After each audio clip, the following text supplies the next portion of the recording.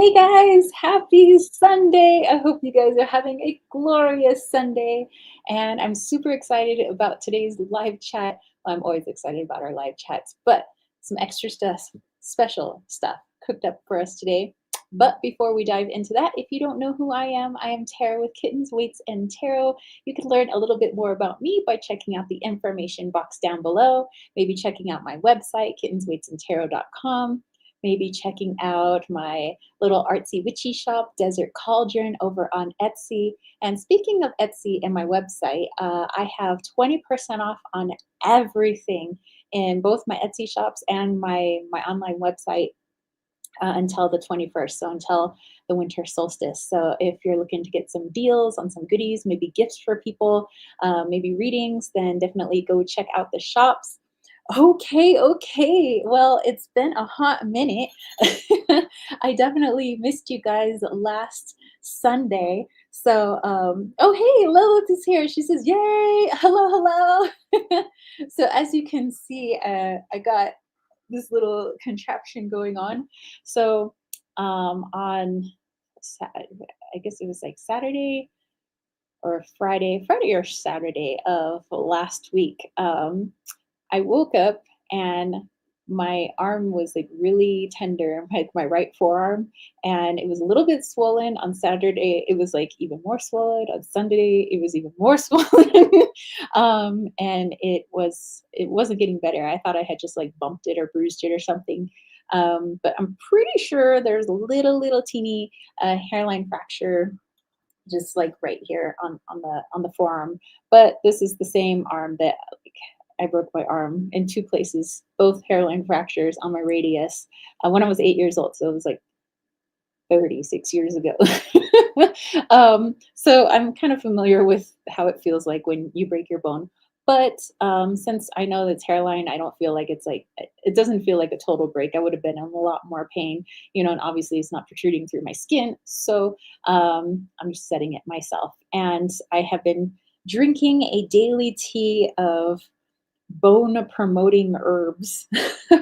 Actually, I will put that in the description, what type of tea I'm drinking after our live chat today. But there's red clover in here, turmeric, ashwagandha root, um, ginger, nettle, and I think there's maybe that's all. Oh, and horsetail.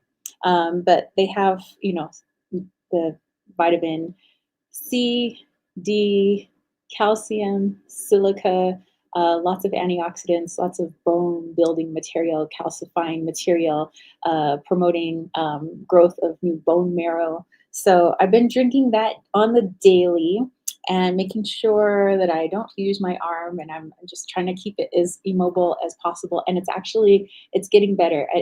I think right now I don't feel any tenderness on my arm anymore. So I know it's healing rather rapidly. So yay. So, oh, hey, we have some other friends popping in. Mike says, hi, all love from across the pond. Heyo. How are you, my friend? Costolini said, oh no, hope you recover quickly. I think I am. Um, I remember when I had broken my arm the first time, which was on my skateboard. Um, skateboard versus rock wins all the time. And and I just kept right on going. My skateboard stayed right behind me. But I remember having that cast on for, gosh, it was like 2 or 3 months, it felt like, but I was like in third grade at the time. And well, I won't show it with this arm, but I'll show you with this arm. So because it was my radius, I had to like keep my arm in this position. So my cast was literally all the way up to my shoulder, and my arm, just like my right arm, stayed like in this position for like 2 or 3 months. It was like the most uncomfortable thing ever. And finally, when my cast came off, my arm was like all white and shriveled up. It looked like a weirdo arm. And since it was third grade and we were like learning cursive and everything, I remember I was trying my hardest to write left-handed, and my teacher was like, "That's horrible," and she kept like knocking down my grade because my cursive looks so bad. And I was like, "But I'm right-handed," and she says, "It doesn't look like it." She says, "So." you better start learning how to write left-handed or you're not passing cursive. And I was like, so for a while there, I was actually uh, pretty ambidextrous, but I've since gone back to right hand dominant. But if I have to, I can go back to my lefty. But anyway, I'm fine, and I really don't know. I think I'm a violent sleeper. I mean, I've ever since I was a little kid, I'd wake up with like bruises and scratches, and there'd be like dents on the wall behind my bed because I think I'm very active when I sleep. And who knows what I did in my sleep to like break my arm? Like, what the heck am I doing? Anyway, but I'm good. My arm doesn't really hurt. I've just been drinking my tea, and Mary Jane has also been helping with pain management as well, but I don't really have any more pain. I'm just like trying to take it easy on it because like I said, it's healing pretty fast. I suspect, at the rate it's going, it'll probably be all healed up within like 3 weeks tops. So, anywho, how are you guys doing? Like, what did you guys do last weekend? I didn't get to talk to you guys. So, like, what happened? Like, what's going on? What'd you guys do this past week? And any fun plans for this upcoming week? Because Riley and I have some fun plans. I'll tell you about it in a little bit. Okay. Um, let's see. Gina's here. Hello, hello. This is love and blessings from Portland. Woo woo. Hello, hello, my friend. Mike says, I'm well, thank you. And Lola says, hey there, Riley, king of tiny wee ballages slapsicity. Wow. Uh, S. Lila says, hi, you look lovely. Well, thank you. Actually, this little elf hat of mine, these AI backgrounds. This little elf hat of mine. My mom actually made this hat when I was like 4 or 5 for my kindergarten Christmas play. So obviously it used to be a lot bigger on my head, and now it's really hard to get my noggin in there. But I really like my elf hat. I just couldn't get rid of it. I like it. Um, and Riley says, "Hola, all Merry Christmas and Slappy New Year." um, Let's see. Okay, so all right, this upcoming weekend, obviously not this weekend because we're already on Sunday, but next weekend, Riley and I are going to be going jeeping. So we're going to be reining in the winter solstice, out crawling over some rocks and doing some jeepy goodness. So I'll make sure I get myself nice and strapped in so I don't bang my arm around. But I am super excited about going rock crawling because the Jeep that I have is not really meant for that. I mean, I can go off road, I can go, in the dirt and over some rocks, but like not boulders, not like doing like the crazy stuff because I have like not street tires, but they're like bougie off road tires. So it's not quite a mall crawler, but it's I don't know. I guess it's just a paved road dirt crawler. I don't know. Anyway, I shouldn't talk bad about Ketsadora. She'll probably do something that makes her inoperable. So I'm sorry, Ketsi, I love you. Hey, there we go. There's Riley's GP. So yeah, maybe we're gonna be doing stuff like that. So I'm super excited about it. And before we dive into our okay, this is what we have planned for today. Like I said, I'm really excited. If you can't tell, like I'm like, because it's like when I was a little kid, I had trouble keeping birthday and Christmas secrets. I would get so excited, like before my dad or my mom or my brother would open their gift, and I would blurt out what it was before it was open, and my parents would just be like, "Tara, what's wrong with you? We told you keep your mouth shut." But I'd be just sitting there, just vibrating, and they're like, "Don't you tell your dad what he got?" And I'm like, "What? I know what it is," So anyway, I feel like that kind of kid again because I'm really excited about what I'm going to tell you guys. Um, Let's see, Costalini says, I think I had a dream you were doing this channeling, but with a fake white beard and a classic red hat. Dude, I totally rock the Santa look. I would. This is like a few nights ago. And Lilith says, close enough. It is. It's close enough. I may not be Santa Claus, but I'll be an elf. Cool. Okay, so today, y'all, of course, I will do our weekly reading, just, stuff for us to meditate on, focus on, and, whatnot. And you guys voted, not this week, but last week, but obviously we didn't have a live chat last week, on doing a channeling of St. Nicholas. So that should be rather interesting, and I'm excited for that. And something that I haven't done for a few Christmases now, and I feel like I've been wanting to do this again, is doing the Secret Santas. So what I did in the past was everybody who was in the live chat, and I'll try to mention this like again because we have one more live chat before Christmas, and actually the next live chat would be on Yule, actually, the winter solstice. So, and I'll try to put this out on social media. I want to do Secret Santas. So, if you guys want to email Saint Nick, that's STNICK at offairport.com with your mailing address, just first and last name, mailing address, and then I will collect all of those, all the mailing addresses, and then whatever email you used, I will email you somebody else's mailing address, and then you send them a little something, and then and I'll just like switch up whatever email you used, I'll send you somebody's mailing address, and then you send them a little something. And it doesn't have to be extravagant. Some people are like, oh, but I don't have a lot of money. I totally understand that. I really do. And it's not about like buying stuff for people. I mean, if you have the means, cool, if you want to buy somebody something. But sometimes it's like handmade stuff, or it's something that you are going to gift to the Goodwill, but it's in really good shape. It's something really nice, but you just don't have room for it in your home, but you want to give it to somebody. Maybe that's something that you can gift them for Christmas. And it always feels good to receive things, and to give as well. I mean, how many people, it's like you've made their day just by opening the door for them or saying, hey, you look nice. Now imagine that person gets something in the mail from somebody they don't know, but they were thinking of them when they made this, or when they bought it, or when they selected it from their home. Like, you would really make somebody's Christmas, somebody's day. And I think it would be a lot of fun. So if you guys want to participate in that, just email Saint Nick at offairport.com and put your first and last name and your mailing address, and I will send somebody your mailing address so they can send you something, and I will send you somebody else's mailing address and you can send them a little something.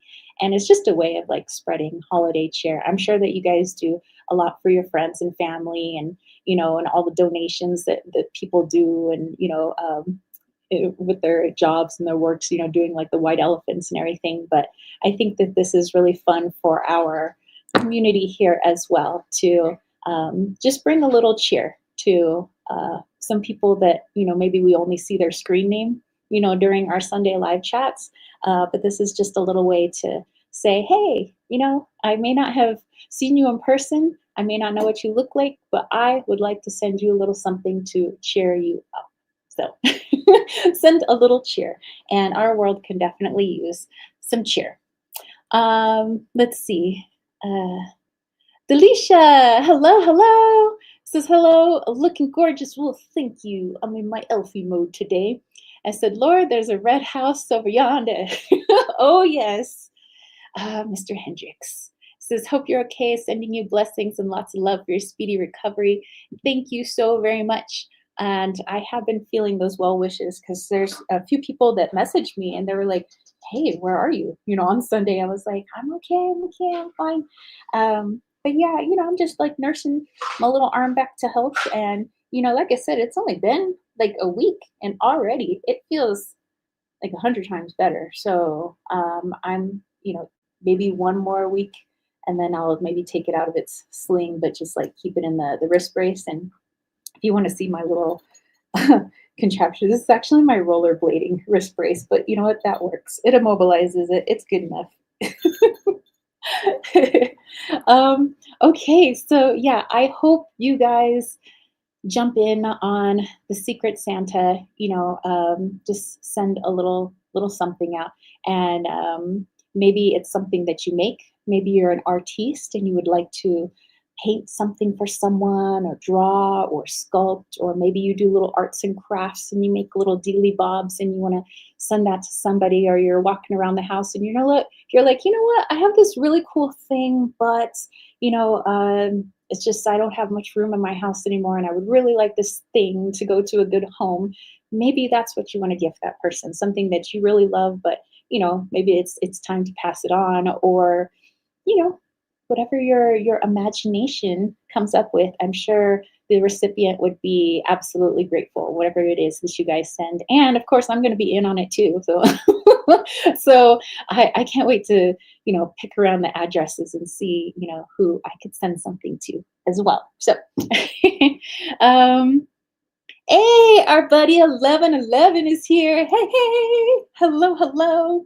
Okay, so speaking of gifts, as I look on my desk here, um, I already sent out a few gifts for some of my friends and family, like Christmas cards and things like that. And I have gotten a very special gift from one of my friends already. It was like early Christmas. I was like, wow. And on my desk, I mean, there was a couple other things, but this is what's sitting on my desk. I really love it. It's my little Zippo lighter, but it's not just any lighter. It's Dia de los Muertos. I mean, how rad is that? And I'm not like part of the cool kids where I can just like get it to light up, but fire. My little pyro heart sings. Um, so that gets to hang up there on my desk. Super lovely. Delisha says, when can we super chat? Hey, you know what? Let's do that after the weekly reading. So let's go ahead and jump into the reading. We'll do maybe some super chats and super stickers. We'll do our channeling of St. Nicholas, and then we'll roll right into our channel guided meditation. Yeah, yeah, yeah. You guys like that? And the whole time during this chat, don't forget that during, anytime, I guess it doesn't have to be during this chat, but at any time, go ahead and email Saint Nick at offairport.com to be part of the Secret Santa Club.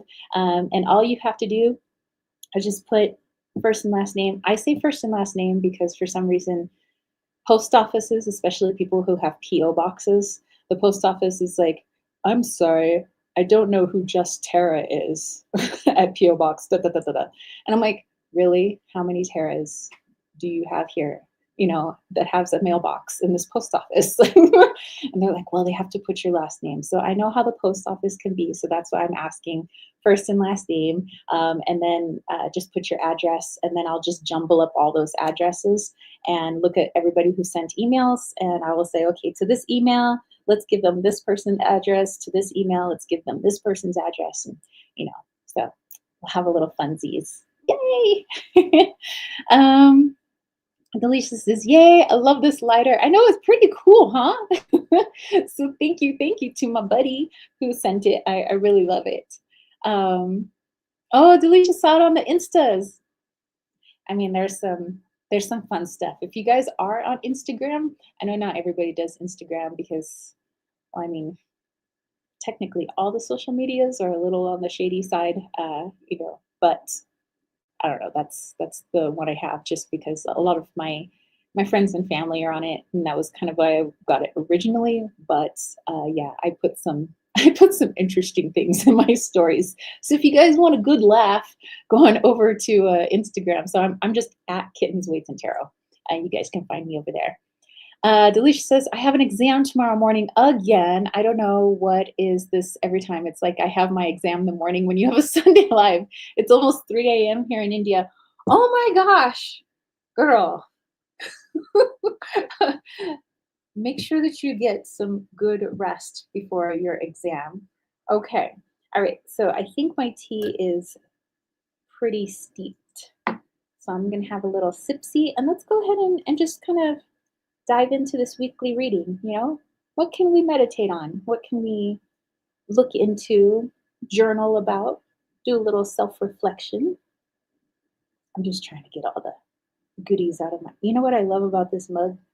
Which, by the way, one of my good friends who lives in Belgium, she gifted me this one year for Christmas, but it has this little has a little strainer that goes inside of it, and I like that I could just throw the herbs in there, and I don't have to mess with like little tea strainers that you have to open and close. But anyway, bottoms up, bone tea.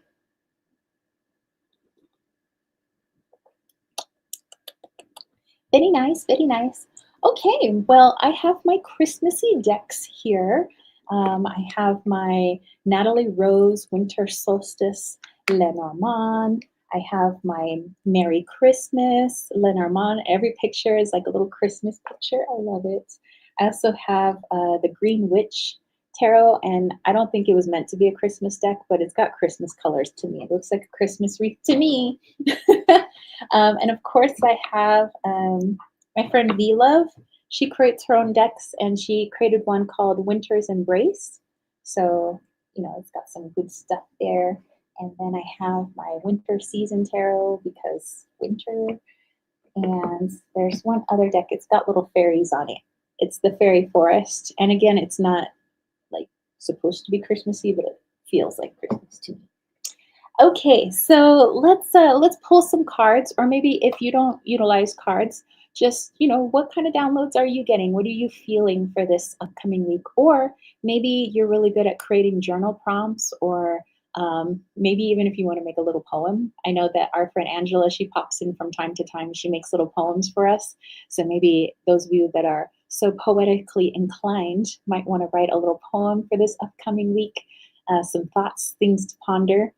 Go ahead and put that in the chat. And by the way, I've had people message me and tell me how much, not only, they rewatch the replay of my live chats, but not just because it's like they want to like see the live chat. They like to read the chat itself, like what you guys are putting. So keep talking because people love to read, after the fact, everything that you guys wrote. So I think that is amazeballs. Delicious says, no rest. I have taken caffeine. Oh my gosh. So which am I going to use today? Delicious says, Hawkins radio station. Let's see. You know what? I rarely ever use Lenormand for a weekly reading. Let's do that. And because I have the Merry Christmas tarot, so I mean, I can use some Christmas images. And here's the back. It's so super cute. This deck actually came from France. There's a creator out there. Claire Duval, and the illustrations are by Celia Melesville.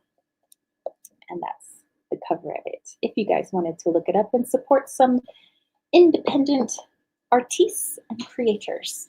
Okay, so I can't really do a one-handed shuffle, so I'm just gonna like spread my cards out on the table. I'm just gonna use my intuition to pick them.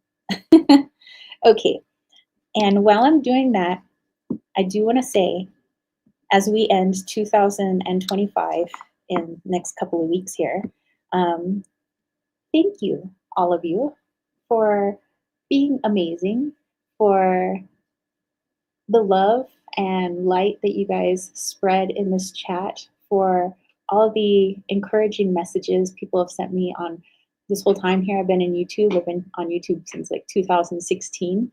And, it's morphed and changed and grown, and I love that. I don't like to be stagnant, so I like to change up kind of what I do. And all the people have supported me on Patreon, which, by the way, thank you to my patrons, Lily and Dana and Jamie, Kayla, Sugna Baby, Brandy, Brian, Palu, Crystal, Easy Does It, Joel, Linda, Casey Gritter, Oz, and Ashley. Mwah! Thank you, thank you. And for the people that have they're all like, you know what, I want to support what you do here on YouTube. So they had joined and become a YouTube member. And they got the little colored kitty cat heads next to their name. And those people are Kayla and Nancy and Jonathan Cleese and Jolene and Duality Tales, Sea Captain 8611, Costalini. Thank you, thank you. Mwah. Thank you so much. And all of my subscribers. It it's still pretty crazy to me that, you know, all the people that join us in the chat. Thank you to everybody, who comes in for the Sunday live chats, who comments on videos or shares videos or has emailed me and said, hey, I got an idea for something that you could do that might be fun on your channel. I appreciate all of it. I really do. I love interaction. And that's kind of why I wanted to jump into YouTube, because I was like, number one, I liked making home videos as a kid with my parents' big old VHS camcorder, and I loved like recording on cassette with my mom's like cassette recorder, and I'd play like newscaster and stuff, and I always thought that was fun, and so YouTube became an extension of that. But it was my way of like wanting to connect to people that I wouldn't normally see in my city, because I grew up in San Diego. So it was like my ability to connect to people like on the other side of the planet, the other hemisphere, and meet people from different cultures and backgrounds. And I thought it would be really cool to kind of bring people together, because I was a teacher for so long, and it was cool to see that in my classroom, that there would be people from different parts of the world. I had taught EL for a while, so English language, and there were people that would come in, kids that would come in from like Bolivia, and some were coming in from Mexico and China and different parts of the Middle East, and it was, and so I kind of wanted to create that online, and it looks like we have. I say we because I can't do that by myself. That's you guys. So thank you.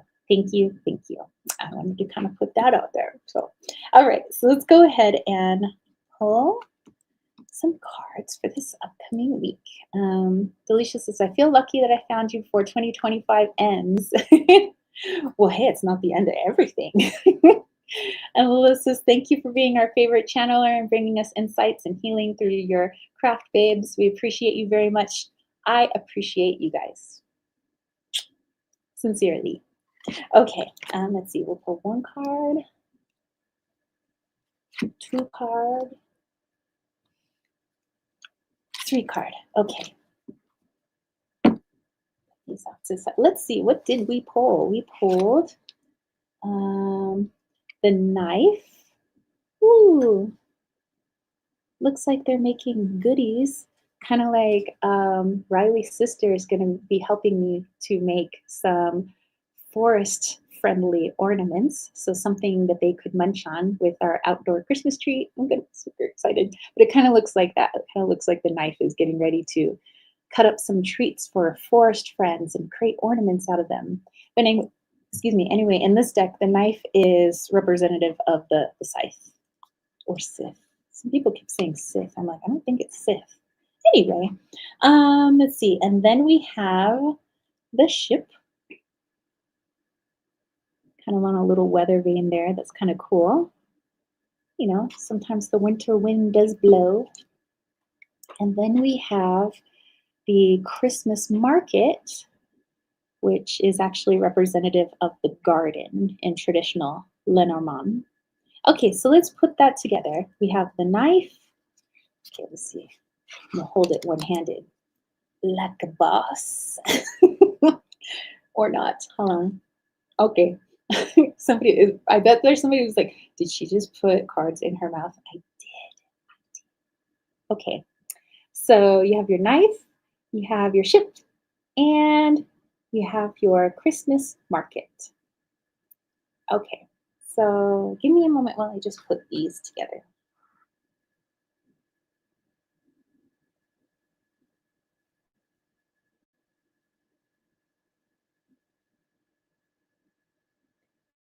Okay. So for this upcoming week, just something to ponder on. So I don't really feel like this is like a watch out for this, or I feel like this is just something to journal about, maybe something to meditate on. But if you're looking to bring in someone new or something new or a new type of energy, and I know a lot of us have been working on that, and we do our healings and we go inwards, we do our shadow work, we do all these things, and we pray and we do all this, and but also there are actionable steps that we can take in the 3D to reflect what we do energetically. And so, if you are looking to bring in, like I said, new people, new energy, and I know that we're literally going to be welcoming in a new year according to the Gregorian calendar very shortly, maybe this is a wonderful time to start releasing some things. And hey, maybe one of those things, maybe it's a physical item that you're releasing that's, in good condition, you love it, but it's time to let it go. Maybe you gift it to one of our beautiful friends in this live chat as a secret Santa, just a hint, hint. But yeah, so it's, if let's say we're wanting to bring in more abundance in our lives. I mean, we could just sit here and be like, okay, well, I prayed for abundance, or I just, I meditated on abundance, and I was like, okay, I'm a receiver of abundance, but what have we done to clear the way for that abundance? Let's say our life is cluttered literally with lots of things. There's no room for the extra abundance. So, as they say, as within, so without, as above, so below. Let's release some things this week, or just maybe it's a belief system we want to release, maybe it's a mindset we want to release in order to make way for something new. Maybe it's something physical. Maybe there are some people that you keep in your contact list on your phone, but you literally haven't called them in 20 years and you still don't feel the need to want to call them. Then maybe you got to release them from your contact list. I mean, we want to bring in new people, right? Then we have to release, people that maybe we just don't have a relationship with anymore. So just some things to think about for this upcoming week, because it feels like as we get closer to the solstice, which, that means that it's going to be the longest night here in the northern hemisphere. The southern hemisphere, it's going to be the opposite. They're going to have the longest day and the shortest night. But for us in the northern hemisphere, it's going to be the longest night and the shortest day. But on the upside, it means after that, every day it's going to get a little bit longer, during the day. Just a couple more minutes here, a couple more minutes here to lengthen our days. So, okie dokie. Oh, okay. Give me just a second. Grab my cellular device here. And these technologies, this crazy. There you go. Okay, I'm just gonna say some numbers, you guys. 0, 7, 5, 6, 1, 2. And you guys are like, what? Never mind me. So yeah, so some things to think about for this upcoming week, like I said, because we are getting close to that solstice energy, whether you're in the northern hemisphere or southern hemisphere, feels like a really good time for release. If you're in the southern hemisphere, maybe this is a really good time for release as we welcome in the shorter days. And if you're in the northern hemisphere, this is a good time to release as we welcome in the longer days. So that's, I think that's pretty apropos. I like that. And I like that I got to be able to use my little Christmas letter mom. So if you guys got something that you'd like to add to that, or you have a different perspective for this upcoming week, definitely put it in the chat. Let's see. Felicia's is grateful. Thank you so much. Means a lot. Thank you. Thank you. And Costolini said, 10 of Swords, King of Cups, the World. Same message as your cards. Let's see. Yeah, I would say that's pretty similar. Yeah, this is all about I'm kind of all done with this and we let it go. I'm all done with this and we let it go. There was a shirt that I had forevers and that my mother had forevers, because as I was growing up, I got a lot of hand-me-downs. I didn't know I had two older half sisters at the time. I didn't know that till later. Um, long story. Anyway, so my hand me downs came from my mom, and my mom got hand me downs from her mom. So some it's like clothing just kind of got kept in the family. But my mom had this really cool shirt. It was uh, blue. It said 86 on it, and it had like the stripes on, like blue stripes on the sleeves. It kind of resembled like a football shirt, and I thought it was super cool. But my mom had outgrown it as she turned into like a woman, you know. But it fit me when I was younger, so she was like, "You could wear my shirt," and it said Hawaii on it, by the way. And I thought that was cool. And so she had had that shirt since like the 70s, and then I wore it all the way until like the 2000s something when I was in college, and it was so threadbare. It was literally like you could hold it up to the and you could just see right through the shirt. It was so thin from having been washed for decades. But I liked it. I liked it a lot. So I just kind of kept it in my drawer. But I was afraid that if it got one more washing, the whole shirt was going to fall apart. And I just kind of kept it there, and I never wore it. And it was just taking up space. And one day I was like, you know what? There's pictures of me wearing it. I'm never going to forget what it looks like. I think it was really cool. I think I've gotten all the joy and love I could get out of it. And I, I, I didn't have the heart to throw it away. I donated it. I don't know why. Because who's gonna wear that shirt? It's gonna fall apart. But maybe they turned it into an arts and crafts project. But that's the thing. And it was like, it wasn't just that shirt. I got rid of like so many things that I just never wore or never used anymore. And it was right after that, all of a sudden, it was like I was being gifted things or I was finding things. So yeah, that energy is real. So yeah, definitely might want to tap into it this week. What can you release? And maybe you can repurpose it and turn it into a beautiful gift for someone, make somebody's day. Let's see. Delicious says in India, winters are getting more cold, fog everywhere, and days are short. Normally up here it would be getting really cold and we should have some snow by now, but I am so bummed we don't have snow right now. I mean, it's like everybody's little snow plows are ready to go. The snow shovels are being sold, winter gloves, goggles, snow boots. Hello, snow. Costalini says, synchro-freaking-nicity. Yes. And Delicia says, have you watched Stranger Things? You know what? I have not, but I've I've wanted to at least maybe see one or two episodes and because I hear a lot of good things about Stranger Things. I have friends who are like diehard like Stranger Things fans, and they're like, "How have you not watched the show?" And I'm like, "I dwell in the forest." I mean, but yeah, I definitely want to check it out. So I will get back to you on it, and I'll let you know what I think.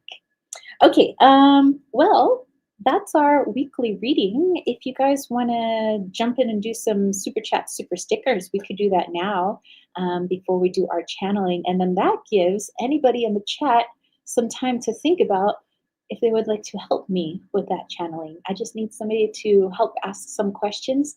And if you're like, well, I can't think of any questions, don't worry. People in the chat, I'm sure, have a lot of questions for St. Nicholas.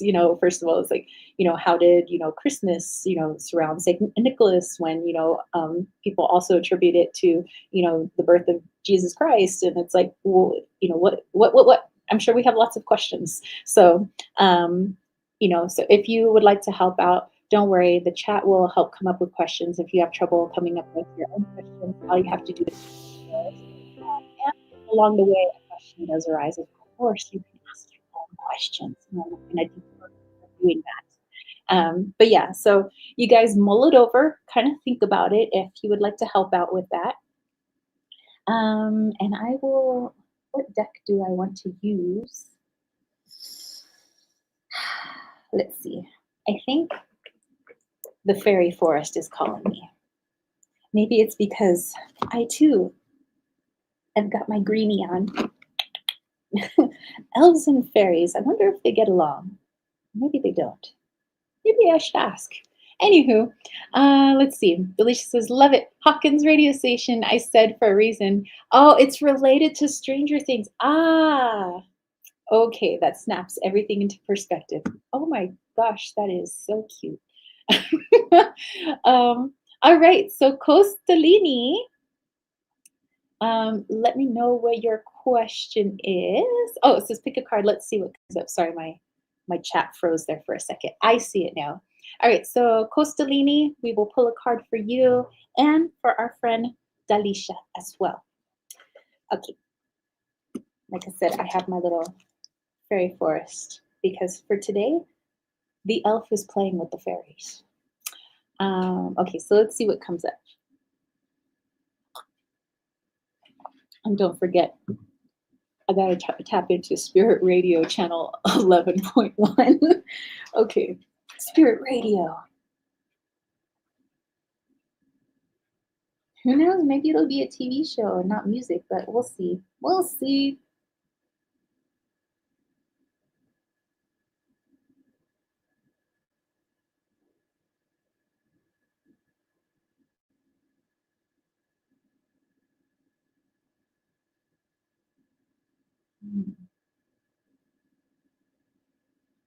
Okay, I was hearing the music for Back to the Future. The kind that's just instrumental, not oh gosh, what's his name? But yeah, I was hearing like the intro music for Back to the Future, and I'm seeing the scene right when they're back in 1955, and they're at the clock tower, and the lightning just struck the clock tower, and the electricity is running down the rod just as the DeLorean like passes it and catches it, and then you see the tire tracks like leading into a building, but it disappears. You know, obviously it doesn't crash into the, well, I mean, it kind of does in 1985, but in 55, you know, it doesn't run into anything. And so for some reason, I'm seeing the clock tower scene of like, it's like, oh my gosh, you're gonna crash, but no, they go back to their own time. So yeah, I don't know how that is gonna play in, but we'll see as we pick a card.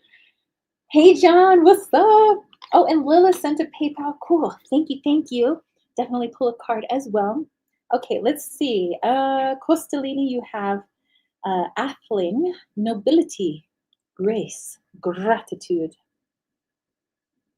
Well, that kind of goes along with how they looked at this clock tower, like in what was modern times in 1985. It was like all run down and everything, but back in the 50s, it was like this big, you know, grand, beautiful central thing. It was like this regal building, you know, and it was beautiful. So let's see what this means.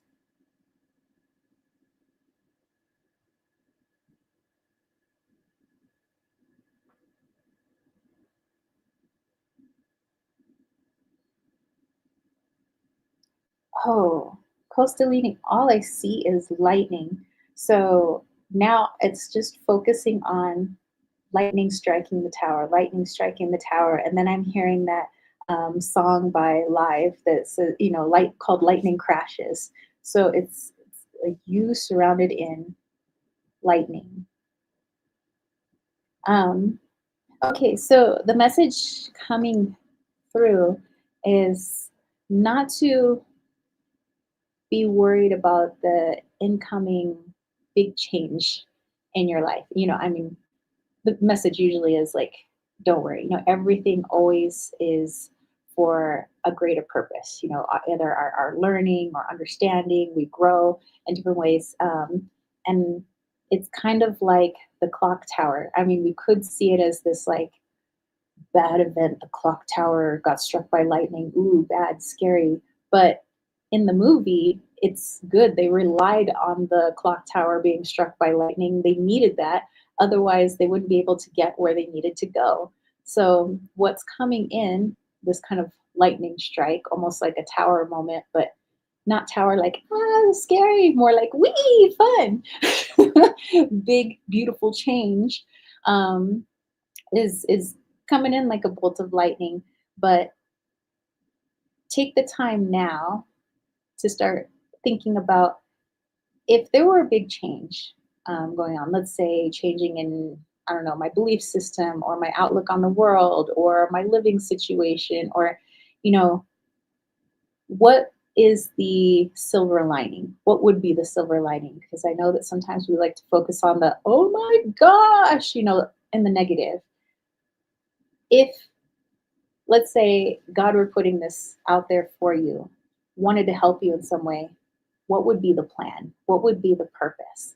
And that way you can shift your perspective on when it happens, and it won't feel so like, oh my gosh, change. What has gone on? It's more like, okay, I was ready for this. And I know that I feel like this is going to be for my benefit in this way.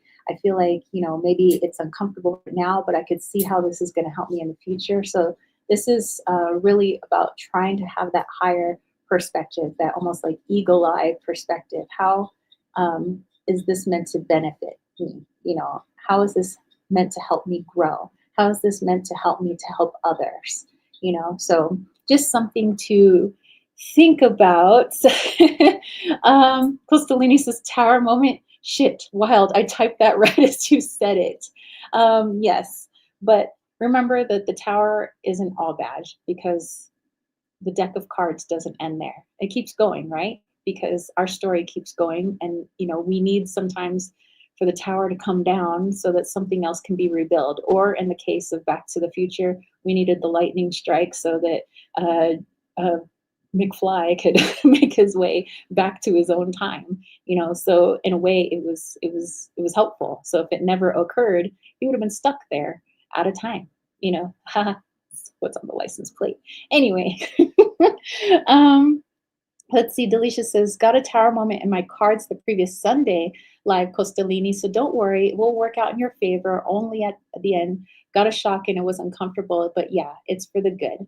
And then John says, I'm under the impression that lightning means an energetic upgrade, an ability to hold or channel more or higher vibe energies. And Costalini says, well, that's exciting. Yeah, I love all of those messages. Yeah, so don't worry, dude. Don't worry. I mean, of course, our ego freaks out whenever there's any sort of change, like literally any change. Like, wait, you can't wear those shoes. You always wear those shoes. Now my ego's freaking out. You know how egos are. They're so weird. It likes routine, it likes what it knows. But you're ready to expand. You're ready to grow. You're ready to upgrade. So lightning crashes in a good way. Let it strike that clock tower, baby. Okay. This is, do you know when? I am, it felt like a big old block on a when. I mean, besides, we have like an infinite number of timelines, so your free will chooses the timeline. But it felt, all I can say is soon. That's all I can say. I can't really give you an exact date.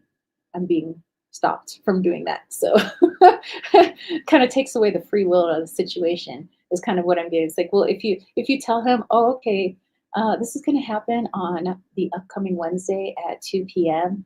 It's like, okay, well now he's sitting there waiting for it. It's like the little kid that already knows everything that's underneath the Christmas tree. That's no fun. And so just know that, just be in the present, live your days as usual, and change is nothing new for us. Change always occurs, and just know that there might be a bigger change coming along, but it's for you. It's for your benefit. Let's see. Cosnelina says this year has just been like monthly tower moments. This has been quite the year for a lot of people, and the previous year and the year before. It's been a hot minute. Delisha says, you're right. Free will should be there. Yes. Okay. Well, thank you so much for allowing me to pull a card. And what I love about these super chats and super stickers is oftentimes when I'm pulling messages for other people in the chat, like it helps them too. I mean, we're all connected, right? All is one. Delisha says, what's coming up for me? Your guidance helps a lot. Okay. So Delisha, we will pull a card for you. And then we have our friend Lilith and our friend Lila. I like that name, Lila. Okay, so Delisha, let's see.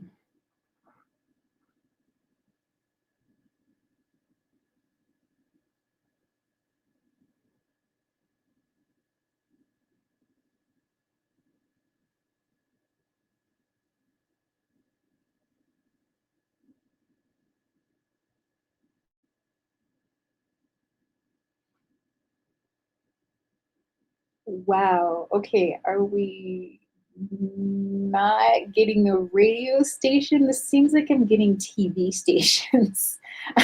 So, okay, we had Back to the Future, but now I'm getting the movie Buffy the Vampire Slayer from, gosh, when did that movie come out? Like 1992 or something? Um, let's see if there's a particular scene that's popping up.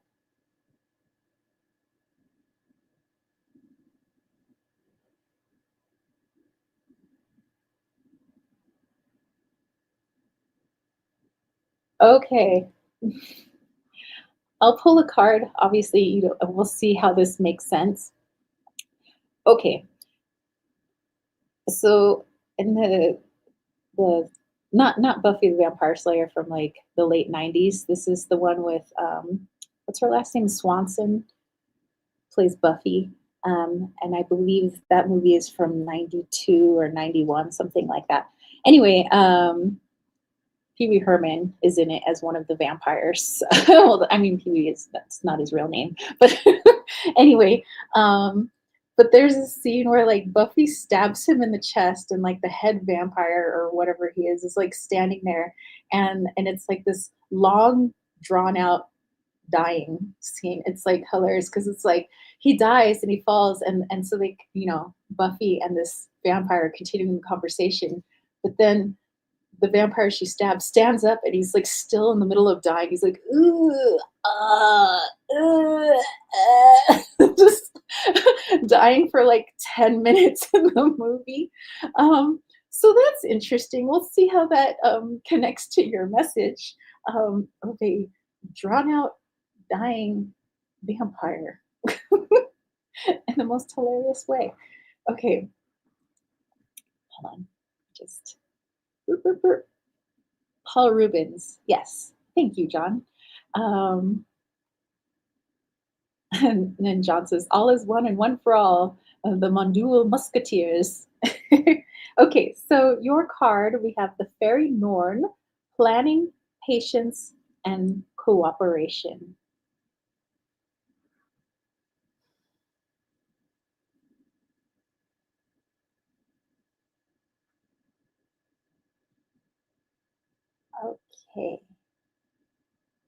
Okay. Okay. I see how it connects. It's just silly. Um, but you know what? So is my higher self. My higher self's a goofball. Maybe because I am. Anyway, so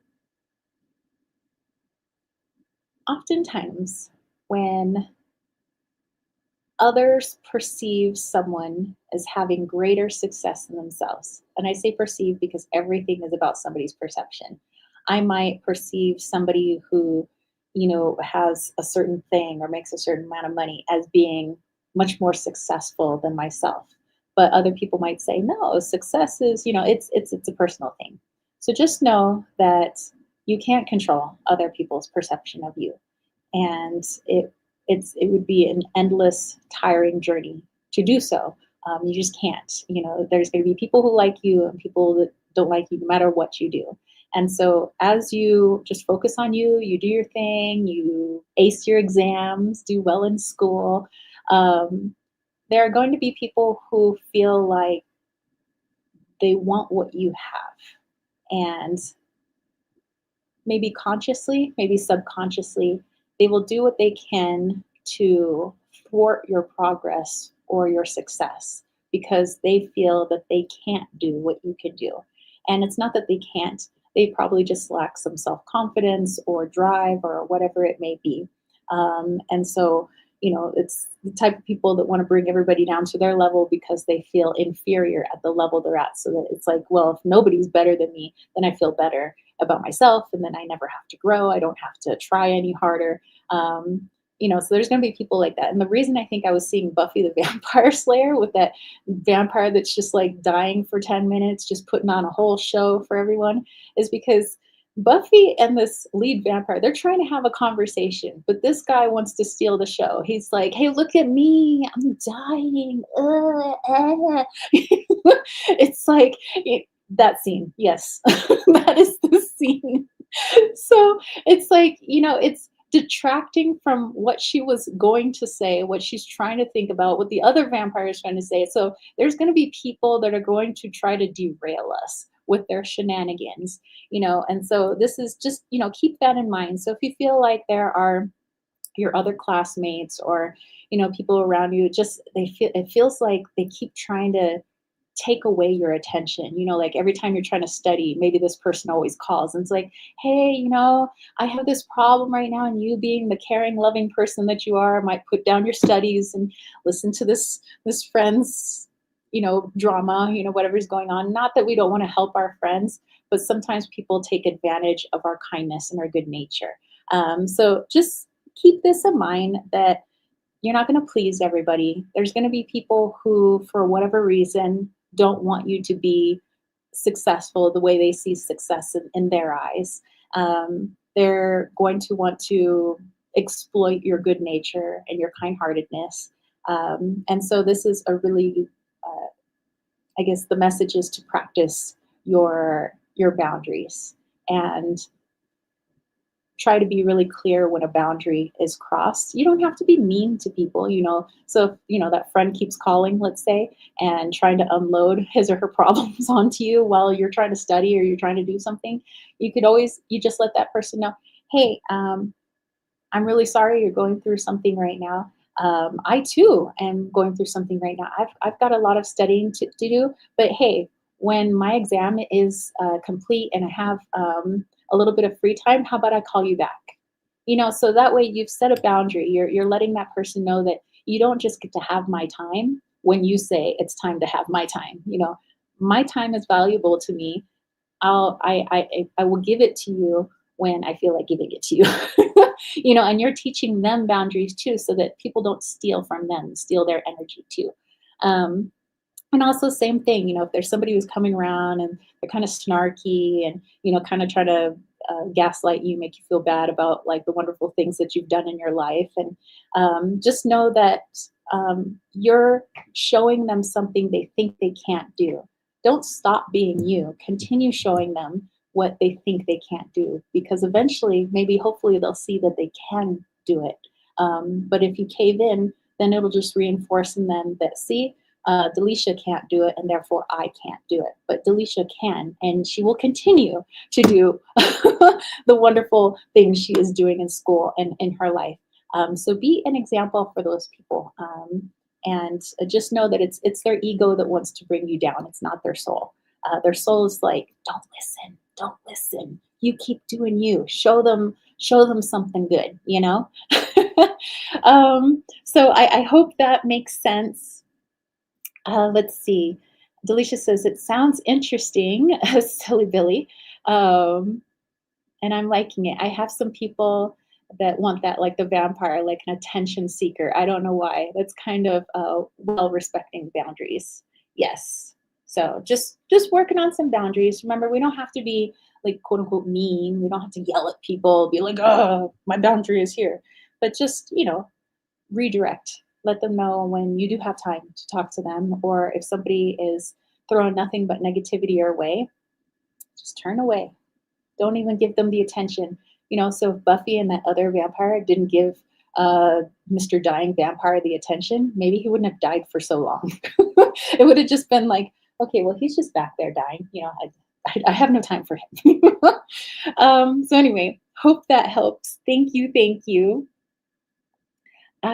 Let's see. Do. Let's go back here. Um, all right. So our friend Lilith. All right. Um,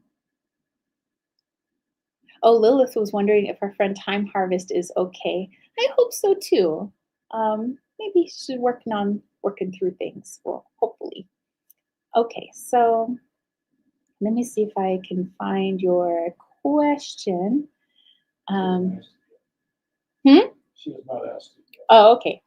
So Lilith said, not Karmicville. It says, once a reader said my ancestry traces back to Buddha and Jesus Christ. I want to give her the benefit of the doubt, but as you may imagine, I'm taking it with a mine of salt. So what's the real tea? Okay, all right. Um, so your physical ancestry, that's interesting. Okay. Or it could, or sorry, might be they're talking about your energetic ancestry too. All right. And then after that, we'll get to our friend Leela and John and Delisha. All right. Okay. So let's tap in. Let's have a sip of tea and let's tap in.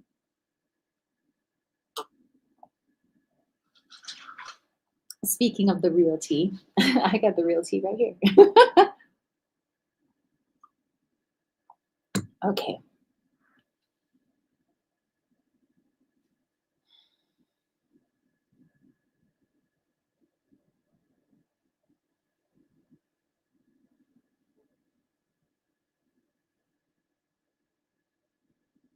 Okay.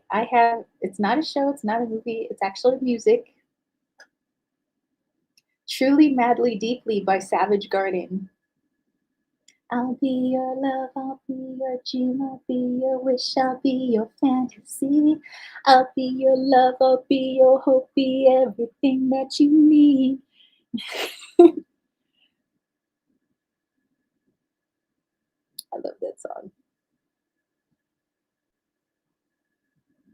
I wanna bathe with you in the sea. I wanna lay like this forever until the sky falls down on me. And I wanna live like this forever. Oh my gosh, such a nice song. Okay, so let's see what that has to do with what this reader had said to you. Lilith says, I'm the embodiment of realty. Maybe that's what I'll get reincarnated as, an herb that somebody uses in their tea, maybe. Okay, so we have the unseelie queen, glamour, opulence, hubris. Oh, the hubris. Okay, all right, let's tap in.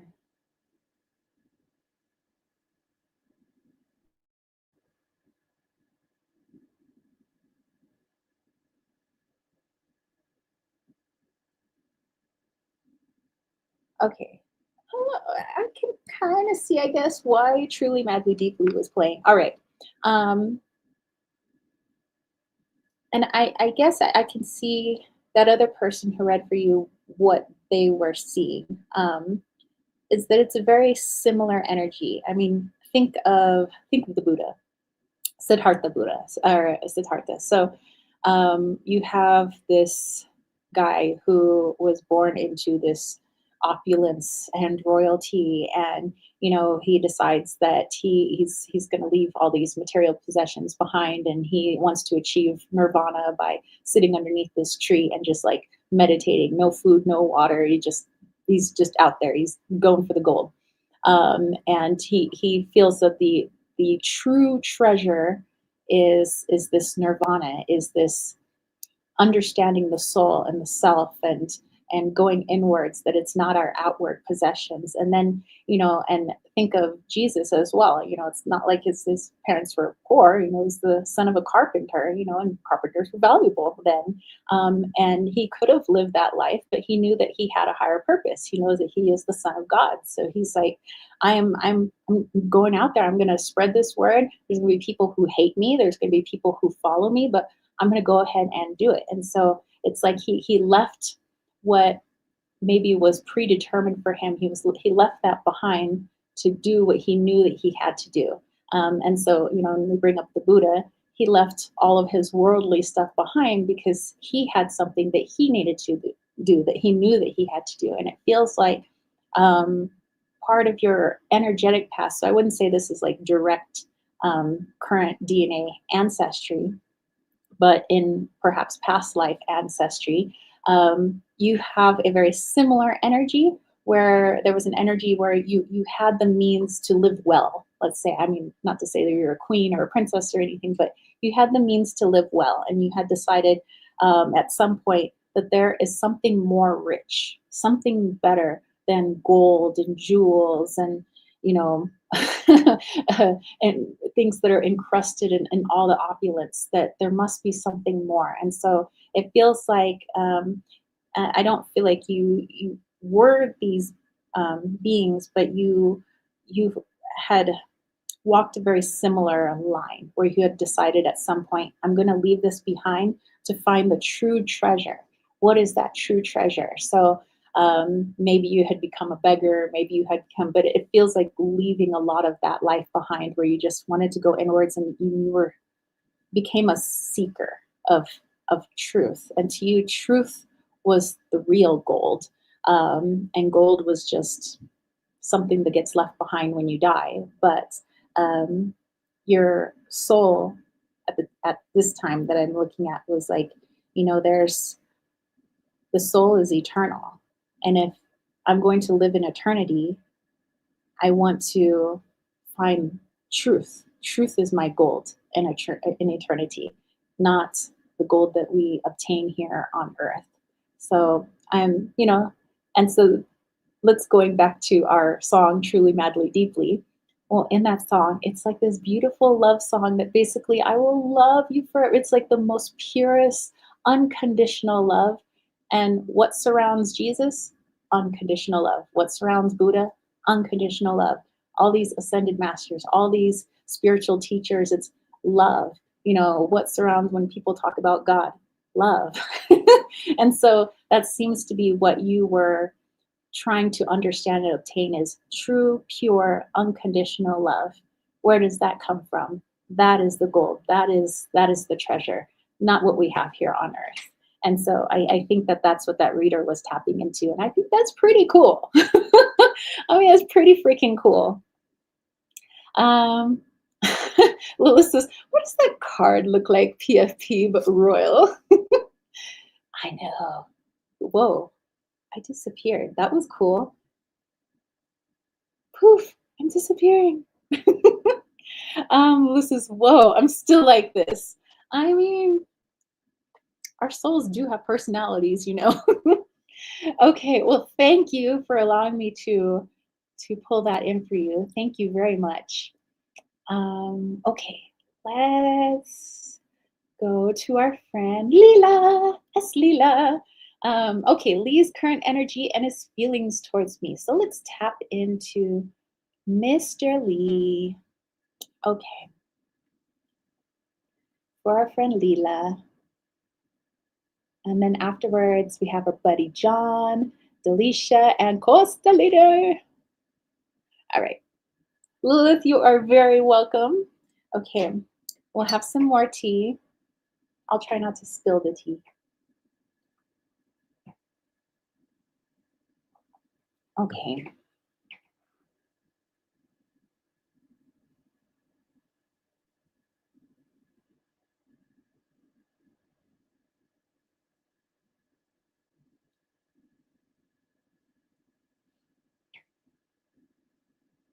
Okay. Don't know how many people are gonna remember this movie back in the day. I mean, I barely remember this movie. I think I saw it once, and I get the gist in the movie, but it's You Got Mail, and I think Tom Hanks is in it or something. But anyway, it's like this long distance correspondence, and it all happens. It's all by accident. If my memory served me correctly, it's kind of by accident. Tom Hanks ends up corresponding with this woman that he's never met. He doesn't know, but it's like the email went to the wrong person by accident, so they end up just like emailing each other and kind of like falling in love over email, you know. Um, and this is back when AOL was like coming out, so it was a while back. So yeah, that's the movie I'm seeing is You Got Mail. So I'm already getting some like positive feelings from Lee, but I do know that he is quite a distance away, and if I remember, he was he was kind of keeping, anything that he doesn't feel like would work out, just so his little heart wouldn't be broken. He was just kind of keeping at an arm's length. But let's see here. We have soulkin, recognition, family, kinship. And Leela says, I love your cup. Well, thank you. My friend has some good taste. It says, Leah's in Italy and myself, I'm in the UK. Oh, okay. All right.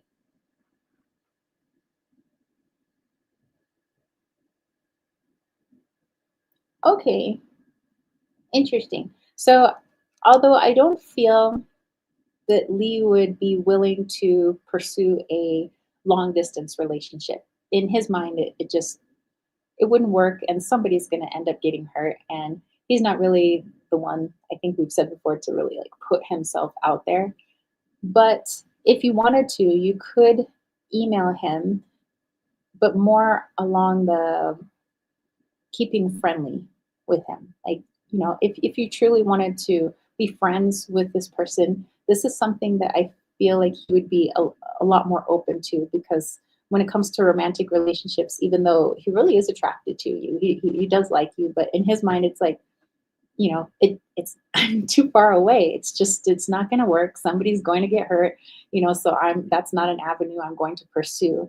However, if it were more like internet pen pals, electronic pen pal, yes, that might be something more down his alley, because then there's no pressure of like keeping romantic ties. It's just, like, if you really feel that this person is a joy to talk to, and you wouldn't mind just being this person's friend, and who knows what the future would hold. But if you wouldn't mind going down that route, that's something that I think he would be a lot more open to, than if you came in with the, a little bit more flirty, a little bit more romantic. He might be more hesitant to open that email because, like I said, he doesn't know how it would work out, so he's not too interested right now in having that long distance relationship. But a friendship, he would be more open to. And if you think that he's a good person to talk to and genuinely really like him as a friend too, then I would say go ahead and pursue that if you would like. And I do feel like he would be more open to it. So yeah, thank you. Wow, long time since I had even thought about that movie. That is wild.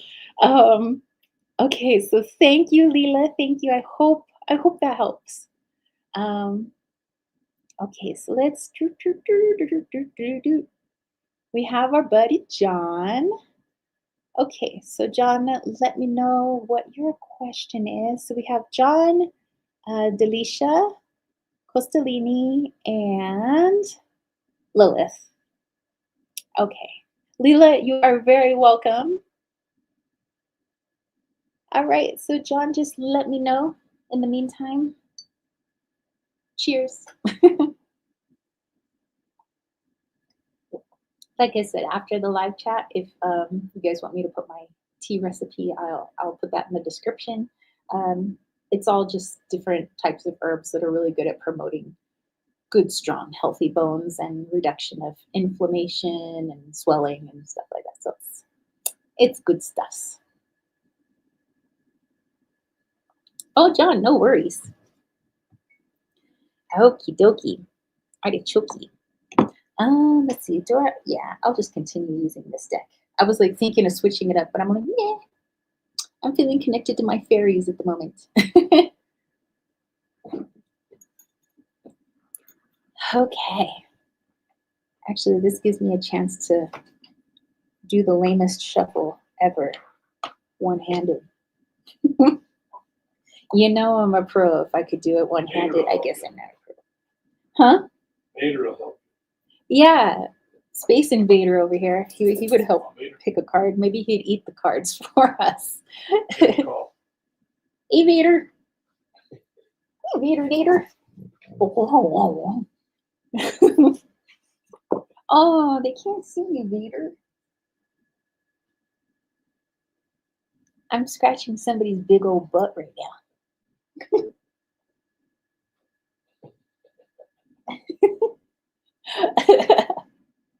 fairies.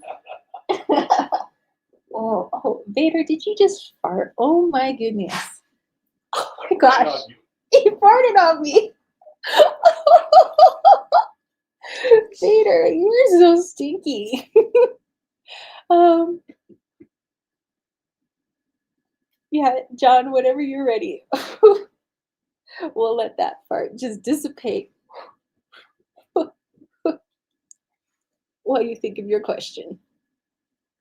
Oh my gosh, I got dog hair all over my face. Okay. John says, since we're in the darkest time, is like a reading from a black hole at the center of our galaxy. Ooh. So it's like reading from,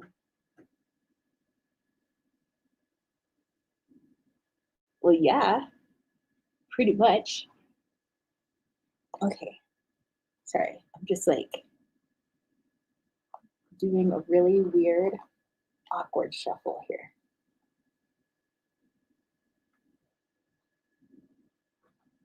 Okay. So a reading from our black hole, which there's only theories about. People only really speculate and guesstimate. Some people say it's like a wormhole that you can travel to different dimensions and timelines. Some people say it's just a void into nothingness. Some people think that it's just a vacuum or, so there's a lot of scientific theories surrounding it. So let's tap in. John said, darkest time of the year, darkest part of our system. Okay, all right, so let's tap into it then. Um, I'm sure it won't be too much, but we'll see. I mean, if I get sucked into the black hole and disappear, you guys will know what happened. Okay. Come back when you smell the parts.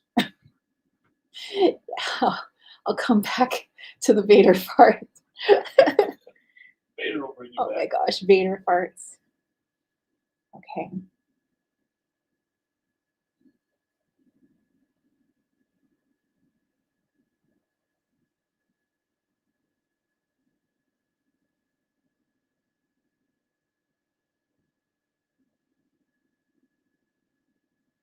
Okay, I don't know why I'm on a movie kick today. I don't normally see movie. I mean, not that I never. It's just normally I hear music. It was a scene from a movie called Little Monsters, and I think it has a young Howie Mandel in it, where he's like blue and he's got these horns. He's a monster that lives under the bed, or at least that's a gateway that they come in. They come out from underneath the kids' beds. um, so there's like a scene where like this kid is being pulled under the bed and into this like dimension, because that's what happens with these monsters. They like pull the kids in, and then you can't find them because all that's left is like floor, so they get sucked into this like dimension. John says, don't stand too close. Yep. And John said, my cats wet fart if they don't want to be held. Oh, well, I mean, what a way to let you know. Okay. Gosh, I think he farted again. If somebody farts in a black hole, do you smell it? Anyway, so let's pull a card and see what the movie Little Monsters means about going into our black hole. We have the ancient elder experience and lessons. Okay.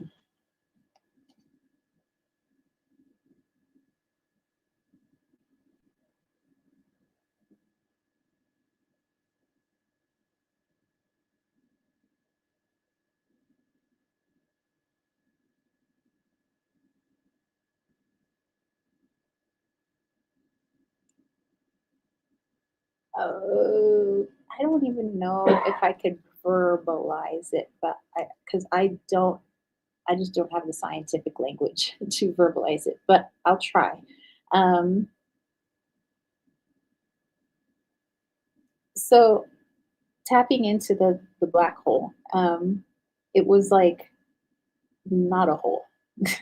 It's just like you, in order for there to be a hole, that means that something has to go in and down into something. Um, but it says that just like you would open the door of your front door to your home, you open the door, you go inside, you're not falling into anywhere, you're not entering a hole, you're entering someone's home. um, the black hole says it's something like that, where it's not unnatural. We just aren't at a point in I was going to say revolution, our evolution, perhaps that's a Freudian slip, our evolution, where we would understand such a natural phenomenon.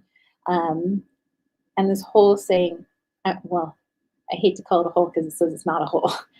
This black portal, it says that there are many throughout the universe, not just like within our galaxy, like within the universe, there's a lot of these portals. It's like opening the door to another compartment. This is, mm, it's showing me something, and I really don't. Okay, I'm gonna use this crystal. Okay, so imagine this is the universe, and all the galaxies and all the worlds and everything is inside this thing. And it's saying, so inside here would be a bunch of these doorways. You're just opening the doorway to a new little section. You're just going in through this portal to a new section of your universe. But it says your universe isn't confined in something like this. Imagine that there are like 1,500 other spheres just like this containing universe. And so when you open the door, you just go into a different compartment. It was kind of showing me like, has anybody ever had a hamster? And how in like hamster cages, they've got these like little tubes, and they go to different sections of their cage, their home. It says that these black holes, these black portals, are kind of like that. It's like you're not in this big bubble. There's so many sections and so many gateways to go to different areas of your little bubble. you know so it's saying something to think about, to help you to think less linearly in your life. Sometimes we think my only way to achieve this goal that I want that's over yonder is to make a straight line. But maybe there are other little avenues that you could take that, isn't the straight line. What if there was just a black portal that you could walk through, and then you were instantly there, and it was so much faster than going from point A to point B? Some people say point A to point B, that's like, the fastest way between 2 points. But what if there was a way that was even faster? So it's wanting you to think more laterally, about the things that you want, your goals, yourself. That, yes, we know at a conscious level, we say, yes, we know our life is many layers, our learning is many layers, the universe is so many layers, our galaxy is so many layers. But this is how many people truly embody that knowledge. So just something to think about from our not a whole black portal friend being doorway. I hope that makes sense. Um, John said, one of my dreams this week was about gravity wells causing havoc. It was basically about dimensional doorways. Yes. So yeah, it's like it's not something weird. It's not extraterrestrial. It's something that's natural. We in our evolution just aren't there yet to understand that it's literally just like stepping into, you can't really see it because it's like you look behind it and you're like, I don't see where you go, like, but we're just using our five senses. It's like you're going to need a little bit more than that. It's like when you step into it, you're just entering a different part of the universe. And it's there, it's just not everything is readily seen. It's not always easy to see because not everything can be seen with our two eyes. It's very, very interesting. I'm gonna have to unpack that because I'm like, you're very welcome, John.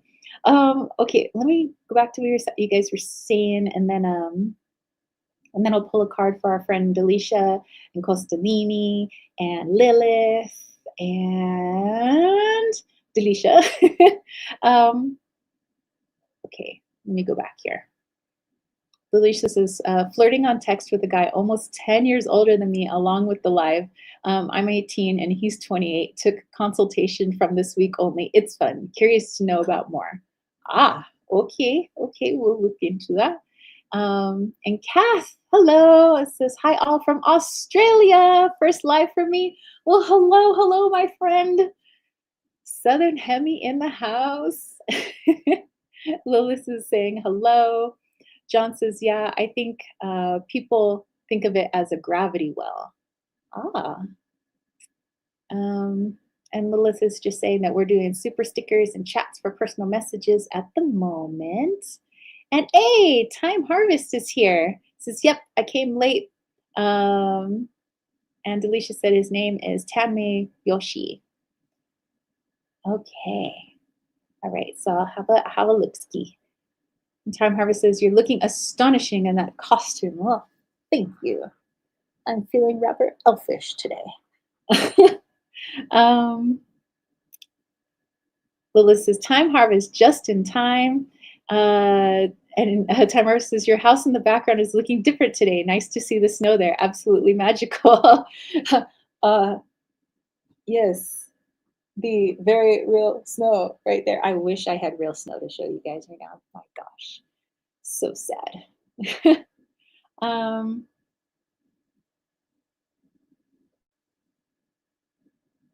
what? See, I'm looking back at something like, wait, what? And John said, you said a little while ago the dreams would continue revving up. My journal is filling fast. Ooh. All right. Well, when my writing hand is back into play, I have a lot to journal. I'm like trying to mentally save it up, you know?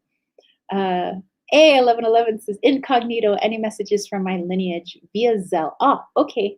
Excellent. Thank you. Thank you. And then Time Harvest, and then 1111. Cool. All right. Funsies. Okay, so Delisha said, talking about studies, what's coming up for it? Okay, let's look into your studies. First, let's make sure my cards are facing the right direction. Okay.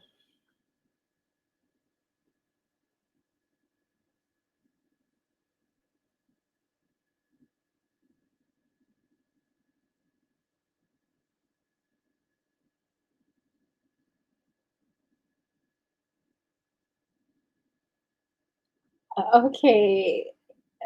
All right. Interesting. Um, I was seeing a movie again. I don't know why I keep seeing old movies. Maybe because I haven't seen that many new movies. Probably, we can only go off of what I know. Anyway, so I was seeing Ferris Bueller's Day Off, but it was where he's had his whole day off. He's out with his friend and his girlfriend and whatnot, and he has to make it back to his house before his principal does and his older sister. So it's like this jumping over fences and running through people's yards, just trying to make it back, before his parents get back, because it's like his sister knows that he's been skipping school. Like she saw, and the parents just won't believe her. But she's hoping that if they get home fast enough, then they'll be able to catch Ferris Bueller red-handed. Basically, that he's not homesick. He's been out, painting the town red. And the principal wants also to prove that he's not been that he's not at home. So everybody's trying to race home, and it's just like this racing feeling of like, gotta get back before I'm found out. Like, gotta get back.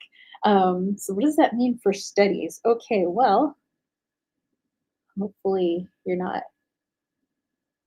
faking being sick so you can cut school for a day. But I mean, who hasn't done that? Anyway, the card that was pulled was Astral Astrode,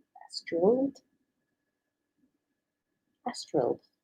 Love, fire, sensuality, and fertility.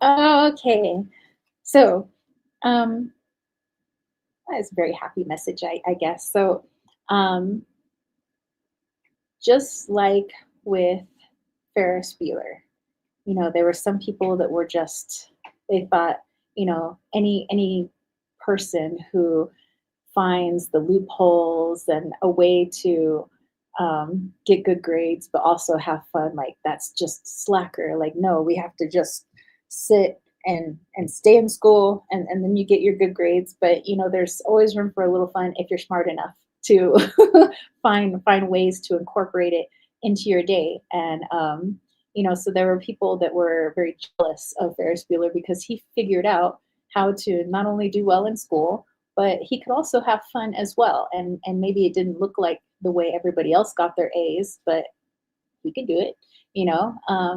And so for you in your studies, you might feel an overwhelming sense of pressure, of course. And I know that schools often put a lot of pressure on us. I was a teacher, so I know about the pressure that we place on our students. And I also felt that pressure when I too was a student. Um, and there's always the worst case scenario that runs through our head of like, oh my gosh, what if I fail and then I don't graduate and then I don't get my degree and then I'm gonna be homeless on the streets. That's just that's the ego talking, and that's not going to happen. you know, Whatever's meant for you will occur for you. But your timeline is not to be a dropout. It's not to be homeless on the streets. Like that's our fear talking to us. I really do feel like you're dedicated, you're smart. You may even decide to change your mind on what it is that you want to study, and it's okay to change. And there's no failure in that. But also remember, as a smart a cookie as you are, and all the wonderful things that you do in school, don't forget to also have fun.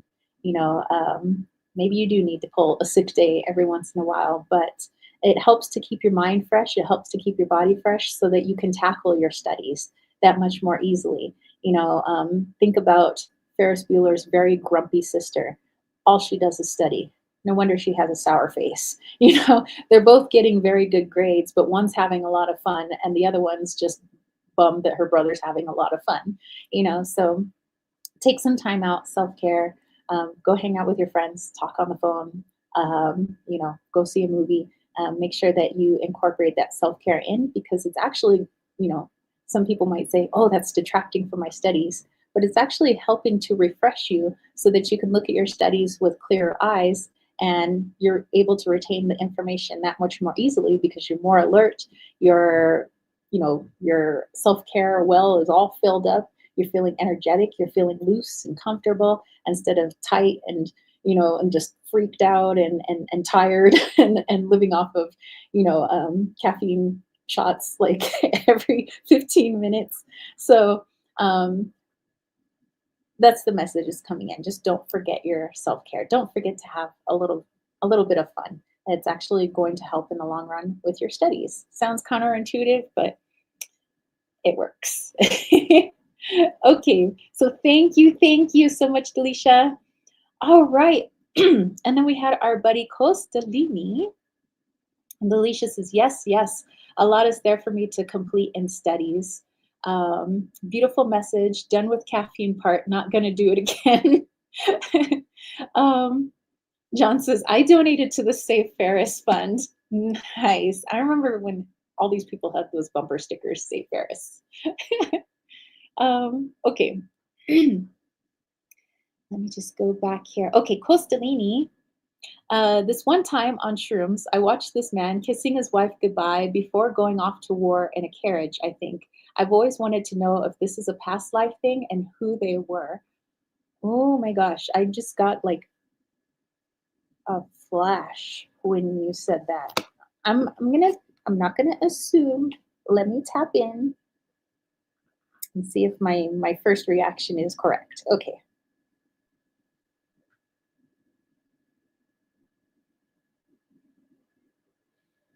Okay, okay, okay. I really need to look into this.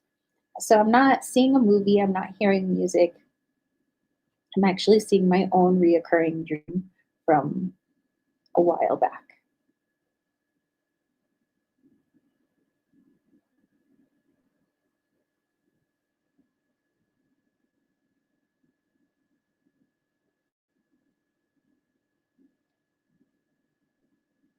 Okay, I will pull a card too, but whew, no wonder that hit me so hard. Okay, so I do feel like this is a past life. Um, it does feel more along the lines of World War II. And the reason I think it hit me hard is because when I used to have this reoccurring dream of this past life in World War II. And I had always assumed that what I was seeing were the Americans, but it's past life, so not necessarily the country that I'm in. Turns out what I was seeing and the planes and the uniforms, which didn't look American to me, but I finally figured it out now that we have technology to look these things up online. It was for Italy. um, and so when I was seeing what you saw, that time on shrooms, um, it was that you were witnessing yourself. And I know that we're not always the gender that we are now, but in this case you were dude then, and you were the guy. And I don't think you were with Italy. I don't think you're with Japan. Maybe you are with America. But anyway, it's a similar war, same time. um, Yeah, but that was the final goodbye, because you died in that war. Just like the man I saw in my dream died in his plane crash. Interesting. Wow. Okay, so let's pull a card and just like do some clarification because I'm just like, wow, I'm getting all the feels right now. Because, whew, let me tell you that that dream used to hit me pretty hard when I was a teenager. It was like every day I dreamt the same dream for like a year. Um, let's see. Costolini says he had a mustache, and John was like, so cool. And Costolini was wondering if that matters. And it says they were white. I remember that. Yeah, might be American, not 100%. I would have to like really look at the uniform. But okay.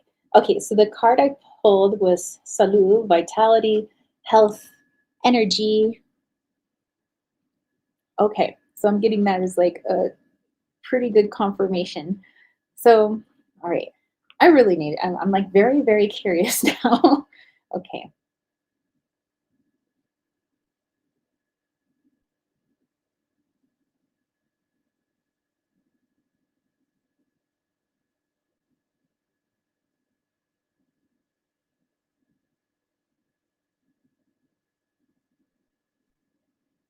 okay, so I feel like this man, this soldier, he's from one country, but he's in your vision. He's in a different country that is not his country.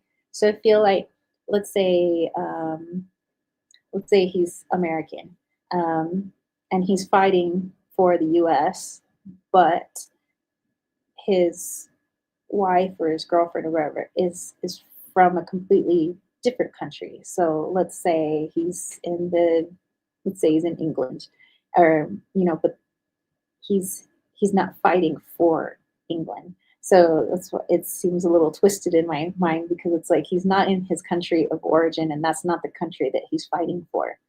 Um,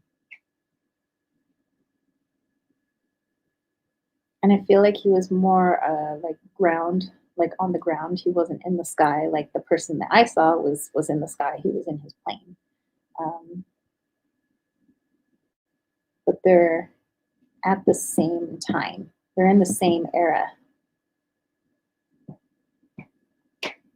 And both women, the woman in my dream and the woman on your trip, um, are both left widows. Interesting. Wow. But yeah, I feel like this man, his his woman, his wife, his girlfriend, or she's from a different country, and he's in her country, um, and I feel like he's going back to his country because he has to go report. He has to fight. But this feels like World War II-ish, and it's interesting because I feel like there are automobiles, so there being a carriage must have been something like romantic that they were doing. Just but there's cars at the time. They didn't have to use carriage. It was just like a, I guess, a nice last day together. Interesting, very interesting. Costalini's like, oh. um, let's see. Let's go back. Hund Wanderer. Hello, this is Vader. Riley, light a match. I have I have a candle going. I'm trying to burn it away. Costalina says, thank you. Weird. I'll ask again in a channeling to get the whole story. Yeah, I'd be interested because, like, I'm really interested, like, for my own personal too. Um, and Kath says, has anyone else been seeing an increase in angel numbers lately? Yes, actually. Um, there's a number I see quite often, which is 911 and sometimes 1911. And I just see it over and over and over. I mean, I used to see it a ton, like 2018 to 2020. And then it like slowed down. And then I thought it just kind of went away. But this year, it's like it's ramped up. And actually, more recently, it's like, so definitely. And Lila says, I was saying that 5 minutes ago. I'm being bombarded with angel numbers within 5 minutes. It was wild. Whoa. And Mike Green, yay! And John said, not too close to the fire. A fart can explode. Oh no. Oh no, we don't want that. No exploding farts. And Delisha says, new person, new energy with more butterflies. And Time Harvest says, I've seen an increase of angel numbers ever since my spiritual path became more intense. I see 22 every day, at least 22 times a day. Woo! My goodness. All right. And then we're also going to read for our friend Kath. Yay! Okay. Okay, so Lilith. All right, so Lilith, just let me know what your question is. And then after Lilith, oh, I see. I see your question there. Excellent. So after Lilith, we have Delisha. We have Time Harvest. We have 1111 and Kath. Okay. So Lilith says, I was sitting on a park bench yesterday morning and a woman passed by me, told me she recognized me, but she did not ring any bells for me at all. So where did she recognize me from? Ooh, I've gotten that several times, like back when I lived in San Diego. Okay, let's tap in.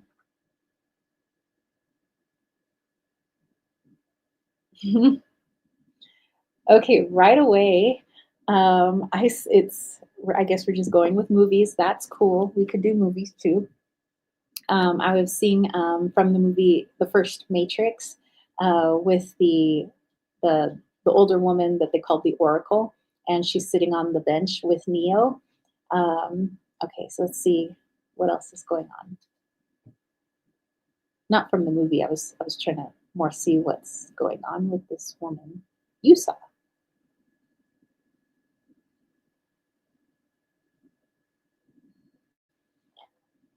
Okay, so just like in the Matrix, Neo can like he could do things that are like all superhuman because he's in the Matrix. He's in a computer program, and the Oracle is also a program as well. And how it's like he can go from one place to immediately he's in another. Like you open a door and all of a sudden you're in someplace else, just like we were talking about black holes earlier. So it's like he's going through these portals, which are really just doorways within a computer program.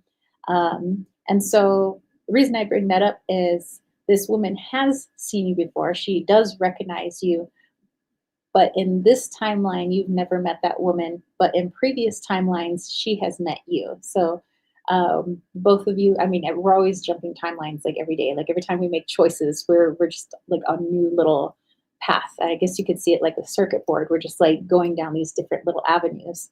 So the woman's not wrong. She's seen you before. It's just in this particular timeline, you haven't met her yet, but you've met her now. So um, I hope that'll make sense. But let's pull a card for you as well. um, Lilith says, can only imagine it means alignment. Yes. Okay.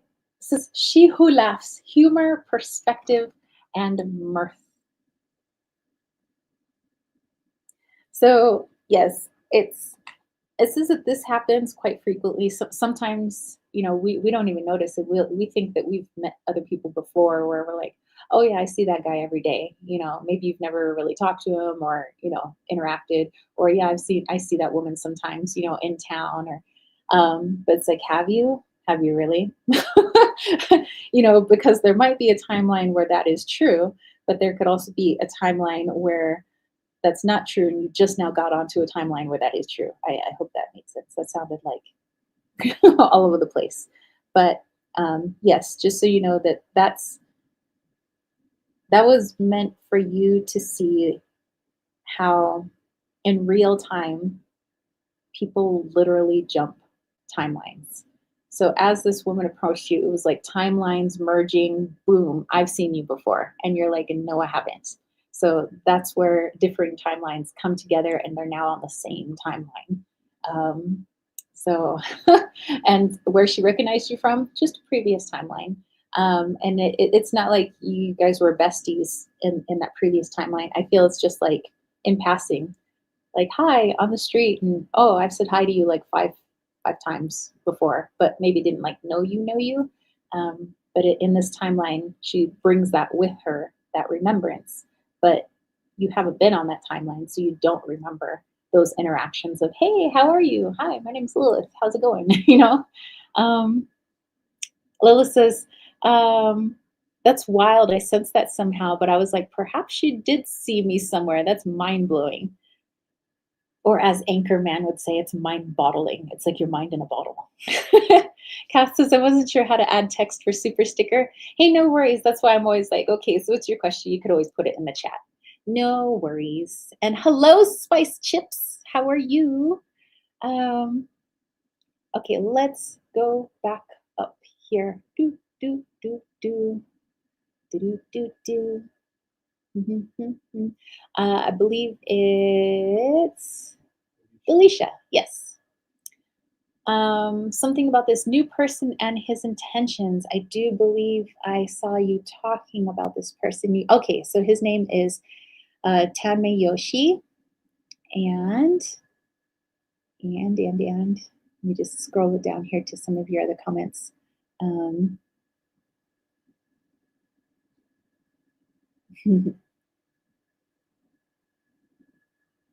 Okay, new person, new energy with more butterflies. Okay, Tanmay. So we will look into him for sure. Lila says, that's some messed up Mandela effect. I know, right? Maybe she comes from a timeline where there is no Mandela effect. All right. Okay, Delisha, Tammy, Yoshi.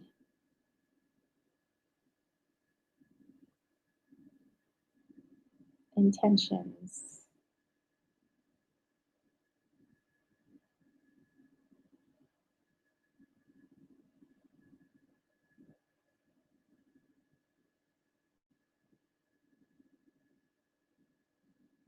Interesting. I'm not even sure if this was from a movie. But I just see it's like a guy, he's like up against a wall and he's like on his phone texting, and it's like the girl's walking by and he's kind of like smiling. She says hello. It's like, oh, hi, hi. It was kind of this feeling of like, oh, she's pretty, she seems nice, but she wouldn't be interested in somebody like me. So it's this is very like self-deprecating, like, you know, why would I think anything more? Like she wouldn't be who would be like she's not interested in someone like me. So just not he doesn't feel like you're even or he's even on your radar. Interesting. But it's like, oh, well, it's very flattering that, she would talk to me and say hi. Like, well, that's nice. But obviously, she doesn't think anything much of me. So here we have the dreamer, visions, trance, and apparitions. Does that say apparitions? Yes, it says apparitions. So it's kind of like she's cute. Yeah, she seems nice, but it's just, why would I continue dreaming on this person when this person obviously wouldn't want to, you know, be anything more, wouldn't want to ask me out, wouldn't, so very shy, very, unless somebody had like flashing red neon sign, like, hey, yo, you're cute, like you. I feel like it really wouldn't sink in. You could probably send a bunch of hints like, hey, I'm pretty hungry. Sure wish somebody would ask me out to lunch. He'd probably be like, well, I hope somebody asks you out. It's not because he's not interested. It's because he doesn't put himself in the equation with you. It's like she doesn't wait, were you talking about me? Like, should I ask you? Like, it's that kind of Delisha says, what's exactly coming up with him then? I like him too. Um, it's interesting with him because he would feel awkward if you were he's a little old school. I want to say old school because I think it's just chivalrous. But he would like to be the one to ask a girl out, to, you know, let's go out to lunch or let's go get some coffee or tea or, you know. So if you were to be the one who would ask, he would feel like that means he didn't pick up on the signs and signals, like, so if you're really interested in this person, it would, and you want to allow him to be the one to ask you out, you're going to have to talk to him in such a way that it's very clear to him that you are interested, so that then he feels confident enough to ask you out instead of feeling like, well, why would I ask her out? She would shoot me down right away. Like, why would she even want to go out with me? I don't even feel like she's interested in me. So that's his kind of feeling. He doesn't think you're even interested in him. He doesn't even think that you think that he's good looking. He definitely thinks you're cute, but it's like, there's a lot of girls that are cute out there. It doesn't mean they want to go out with me, but you're like, in your mind, you're like, but yes, I do. So I don't know what kind of conversation you would have to have with him. But he's going to need something more than subtle hints. You're going to have to drop like subtle bomb hints. Yes, because he's not going to get it. And then he would feel embarrassed. It feels like he would feel embarrassed if you were the one to be like, hey, so you want to go eat? Then he'd be like, man, I should have been the one to ask. You know, so he'd feel a little dejected, his little ego. Um, so hope that makes sense. It says, I hope he doesn't think of me as a kid because of the age gap. Um, it does factor in. It feels a little bit. I know that he's a little bit older than you, so that's also why he doesn't think that you would be interested in him. He feels like, I'm kind of, she probably doesn't want a guy, this much older than her. She probably has a bunch of guys that, she's interested in and, would rather go out with. So that kind of does factor in a little bit. I don't think he sees you as a little kid. He just sees that there is a gap between you guys, and he feels that you would feel that that gap is too large, and so that's why he doesn't think that you would be interested in him.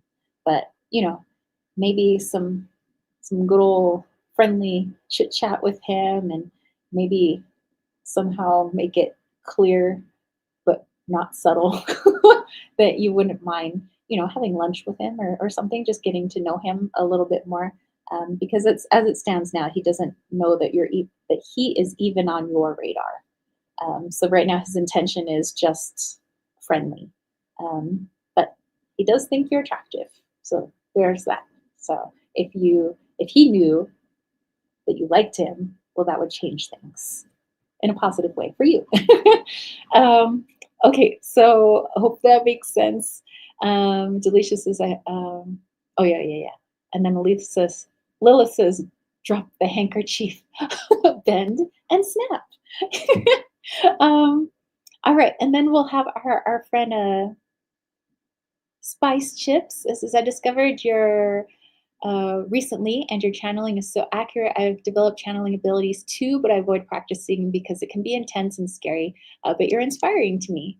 Oh, thank you. Well, thank you so much for watching videos, and I really just try to help promote in others just self confidence in our intuition. It's just the way the soul navigates its world, just like our human body has its five senses to navigate the world. But yes, I mean, definitely it's like a little kid seeing spirits for the first time. Some little kids freak out, some little kids don't. But the unknown is definitely um, unusual, unique.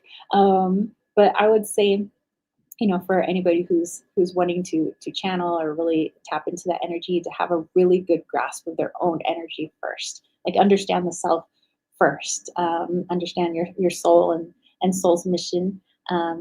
So because the more you're able to understand your own energy, the easier it is to pick up all the energy of like other people, animals, beings that you can't see with your own two eyes, and the less likely it is that you would be tricked by tricksters, because obviously there's a lot of tricksters out there. John says three original books of chivalry was 90% about fighting and 10% about how to conduct yourself around women. So does that mean women want men to be chivalrous, want to fight? Hmm. This is use it like Klingon, where a good couple almost always has to draw in close combat. Dude, the Klingons, they're a little rough. Because you think they're fighting, they're really just having a mating ritual. Maybe a little extreme. Maybe it's like chivalry 2.0. Okay, let's look back here. Um, I'm just looking through. Hmm? Oh, okay. Oh, I thought it was. Uh, oh, okay. Well, I thought it said via Zell. Okay. All right. So Time Harvest says, "Bring it to me." All right. I'll bring the tea. Oh, we're almost done. And tis getting colder. Okay. Suck it to him. Let's see.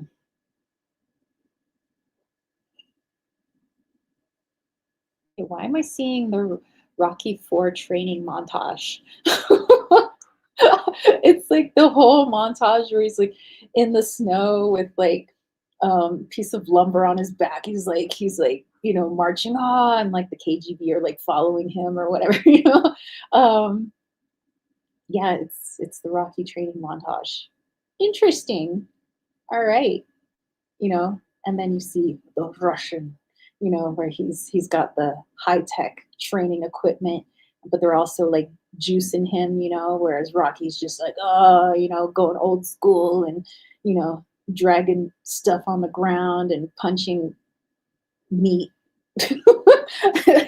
Let's see. We have the fairy Norn, planning, patience, and cooperation. I think this came up earlier, but I feel it's a little bit different message for you.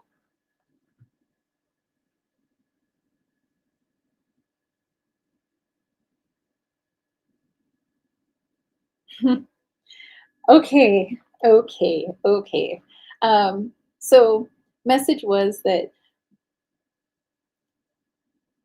perhaps yourself and other people included may have felt like 2025 really just dealt the punches. Like, man, it feels like I've been, I've had to go through a lot. That there's been highs and lows, and man, it's just pulling on my emotions. Like, why are you messing with my emotions? And it's like it's just, and sometimes things seem so clear, but then it's like this year it's also really like muddled, and it's like, oh my gosh, just like pick a lane, 2025. But I guess we don't have to worry about that for long because we only got a couple more weeks. So um but your soul just wants you to know that it's like a training montage, that eventually as things really start to come together for you, which might be like mid 2026, where it's like everything snaps into focus. It's like, oh, so when I went through X, Y, and Z, and that one thing happened, and that other thing that I thought was totally just, oh my gosh, my heartstrings,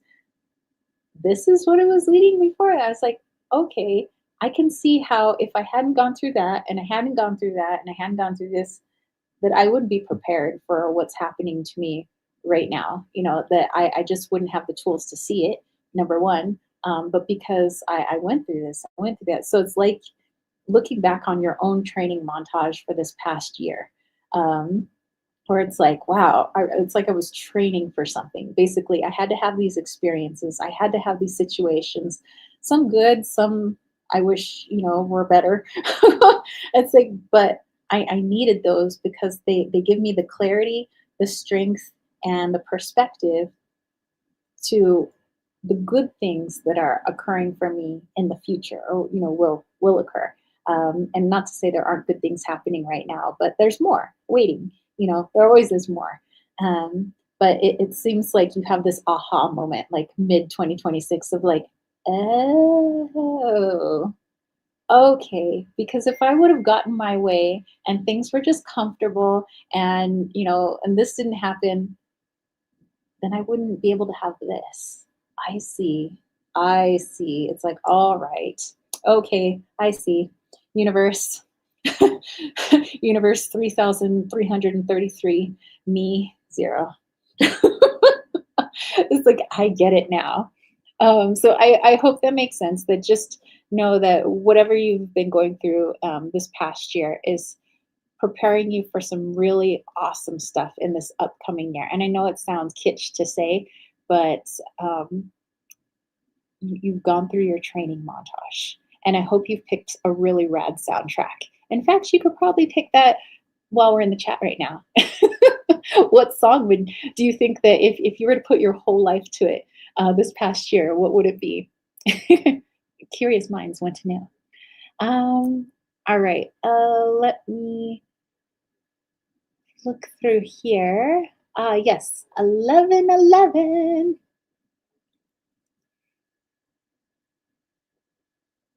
All right, so 1111, let me know what your question is.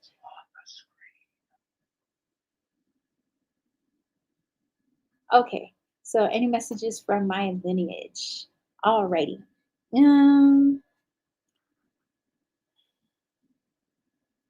let's do a little tap in. Maybe we'll get some music. Maybe we'll get a movie. Music in a movie, maybe.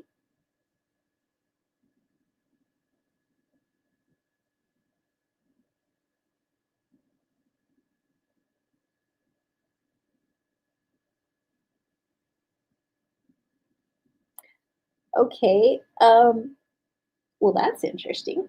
Uh, it is music, technically, but it's the Muppets. And it's it's Beaker. When Beaker is like me. But he's like doing the Carmen, but and it's got the Swedish chef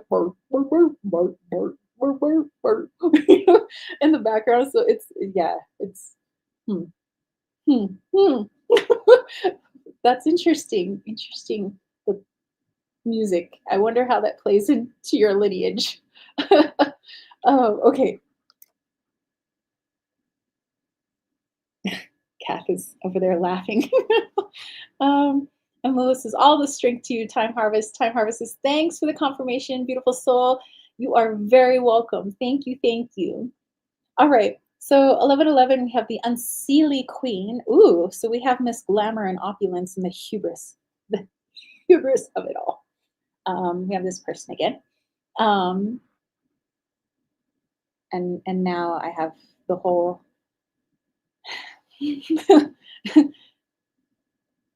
was love is like a wild bird. That's the translation from French. That Beaker and the Swedish chef, plus some of the other Muppets, are not singing, but that's the music in the background. That's just so interesting. Okay, so let's take a look at the lineage, how that connects to your lineage.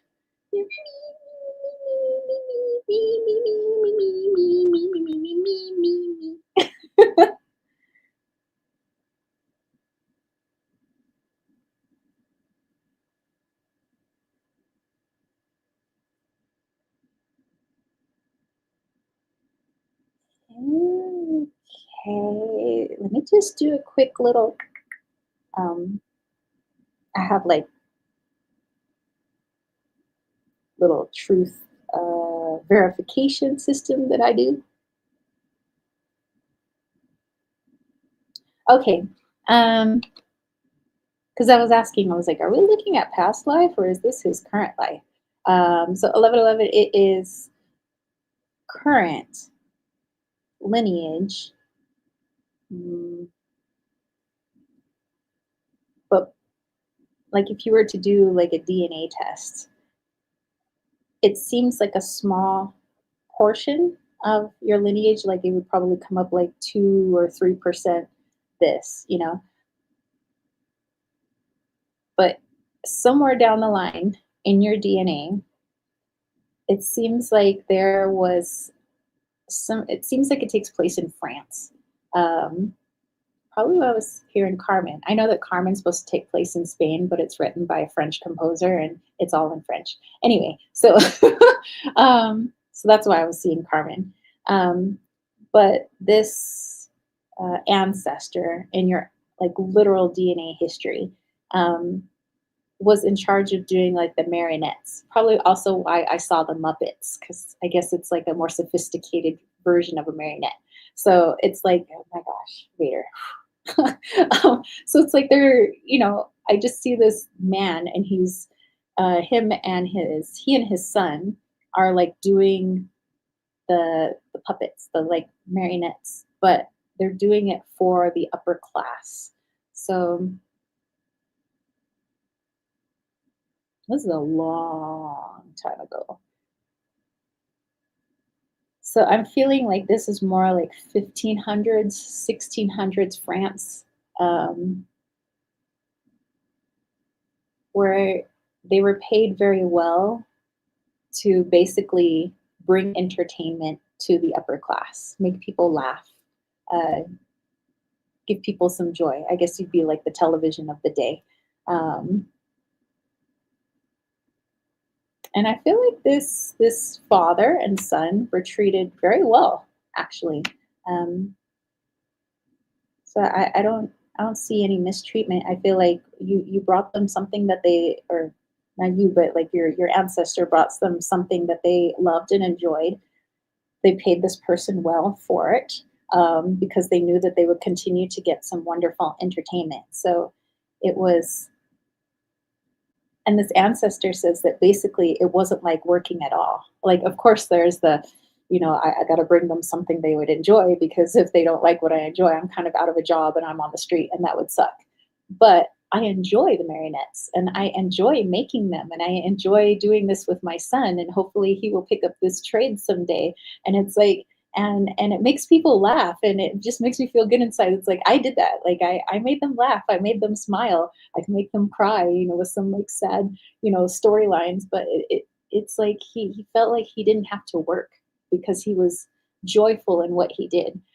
So sure, he made a good living with it, but he just kind of wanted to come through and hope that that made sense for whatever it is that is going on for you right now. That um, it just so happened that he was doing something that he loved and other people happened to love it too, And the side or byproduct was that he was able to make good living. His outlook wasn't at first, let me find something that will make this amount of money. It's like, no, I know how to do this. Let's see where that goes. And then he ended up making, a good amount of money. So it wasn't the reverse. And he hopes that that makes sense to you. So thank you, 1111. Thank you so much. What a happy guy. And his son too. Like I feel like they did well. It's so nice. Make sure that 1111 didn't have two. This was like he did Zell and the Super. So yeah, 1111, let me know if you had two questions because I see your super sticker, but I also see where you're asking via Zelle. So just let me know. Okay, Kath is next. alrighty. Got your question. Okay, so Kath asks, appreciate any guidance whilst I navigate my life right now. Feel I'm in need of a win. Okay, well, maybe we'll have some good music or a good movie to pull in.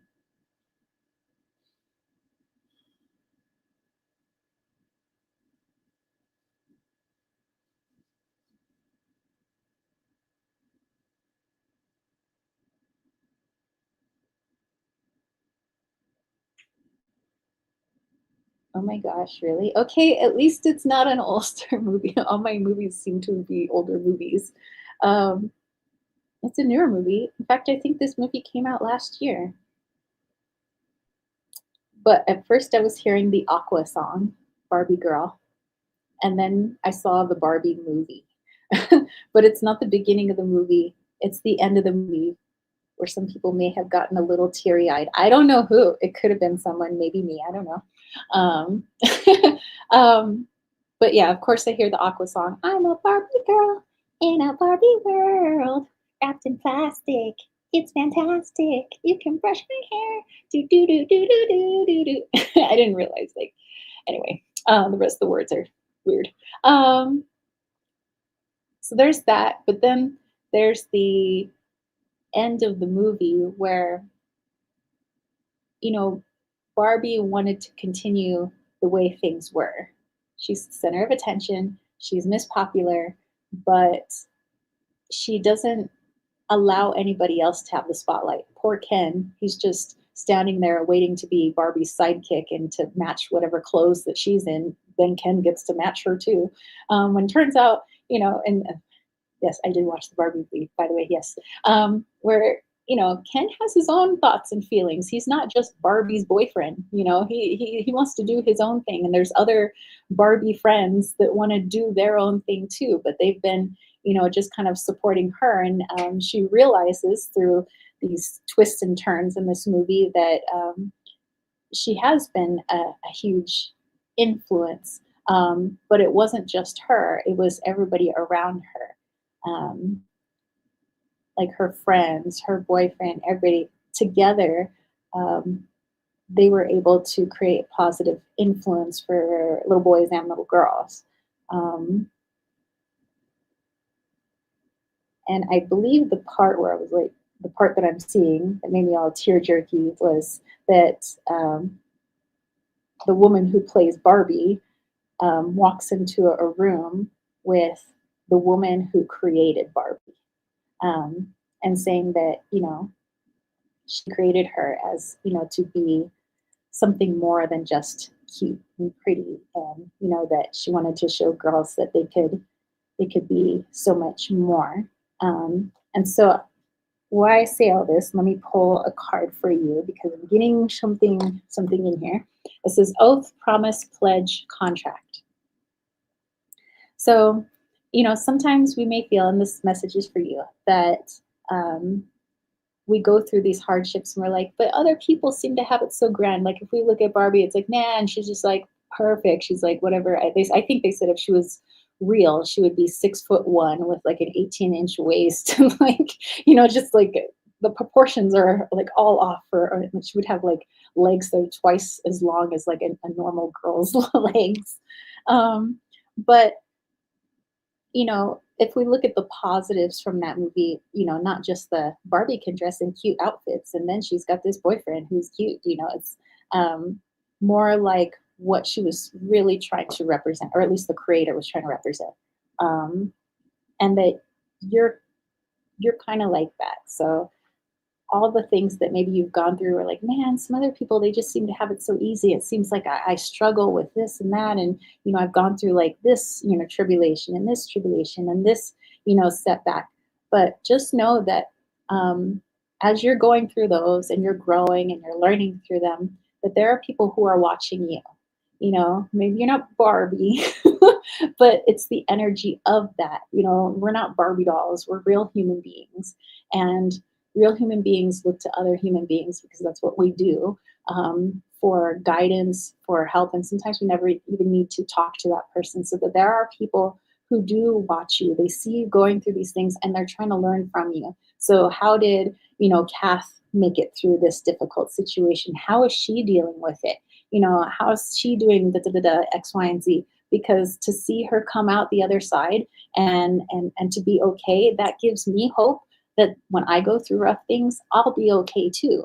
Um, and so maybe that's what that movie represented, is sometimes we personalize our playthings, when maybe we don't have that role model in our life. We use our toys instead to be that role model, but you're that real life role model. There's a lot of people looking to you being like, well, Kath did it, I can do it, and they never even have to talk to you. They're just watching. And sometimes it's not with their physical eyes. People feel it energetically. You can say hello to the cashier that you pay for, when you're paying for your groceries. The cashier feels it. There's something about this person. I feel like they've gone through some stuff, and maybe they don't know at a conscious level, but they know it at a subconscious level. This person's been through some stuff. Man, here they are, just paying for their groceries, just like it ain't no thing, but just carrying on with their life. I can do it too, and that's the all is one. That is the collective consciousness. So just know that there are people who look up to you. And even when you feel like the world is crushing down on you and it's like, oh my gosh, it's one thing after another, just know that you're not only going through that for you, for your own experience and soul growth, but you're going through it to help others as well, even if they don't know who you are. So I hope that makes sense. Cass says, used to love Aqua. Oh, really? FYI, I have that song on my phone because I like it. And Cass says, that's beautiful. Thank you. You're very welcome, my friend. Thank you for letting me pull a card for you. Okie dokie. Here's the last one. Oh, last one. But we need a question. Okay. So Lilith. For you, Lilith. Yeah, Lilith, you're up. You're up to bat. So yeah, just let me know what your question is. Lilith says, feels like this question is about to open up a can of worms, but would like to ask for messages from my biological father. Pretty please. Okay. Ooh. All of a sudden I got very hot. Means a lot of energy is coming in. I always thought I was such a weirdo because, like, whenever I'm using my intuition or channeling or pulling cards or having prophetic dreams that I'm not like trying to do, but they just happen, I get really hot. I like sweat, and I'm like, can't I have like a different form of releasing energy other than sweating? You okay? 1111 said, Mr. Roger Nelson have anything to say? Oh, okay, that was for the other message. Okay, so let's roll with Lilith and her biological father first, and then we'll get to 1111's second question.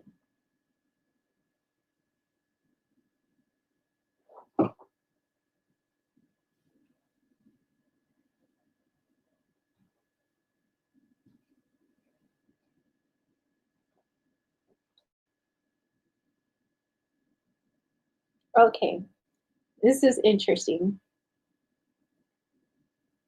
There are some Eminem songs that I like. I wouldn't say I'm like a huge like Eminem fan.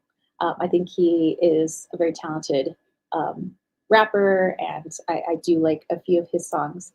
But there's a theme to some of his songs, especially when he's talking about his daughter Haley, who I think is a lot older now. But even when he was famous and making money, he always felt like in his songs, at least I can't speak for him as a person, in his music, it was always that he felt like he is just never good enough. He felt like in his songs, he says that before he became famous, he felt like he just wasn't a great father. He was an absentee father. And even when he did become famous, he's off traveling all over. He's still an absentee father.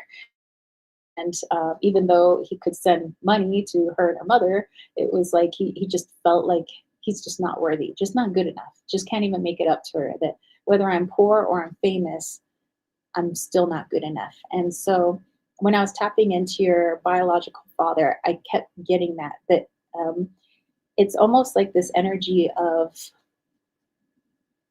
wanting to self sabotage in order to keep the narrative that I'm just not good enough.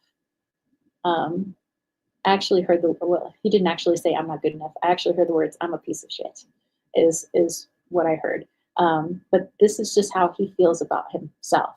So if somebody feels that way about themselves, they're going to take actions in such a way that people reinforce that idea about them. So if I feel like I'm no good, I'm probably going to be a bad friend to people. I'm probably going to, just be a jerk for no apparent reason. Instead of opening the door for the old lady, I might slam it in her face, and then that way they can be mad at me.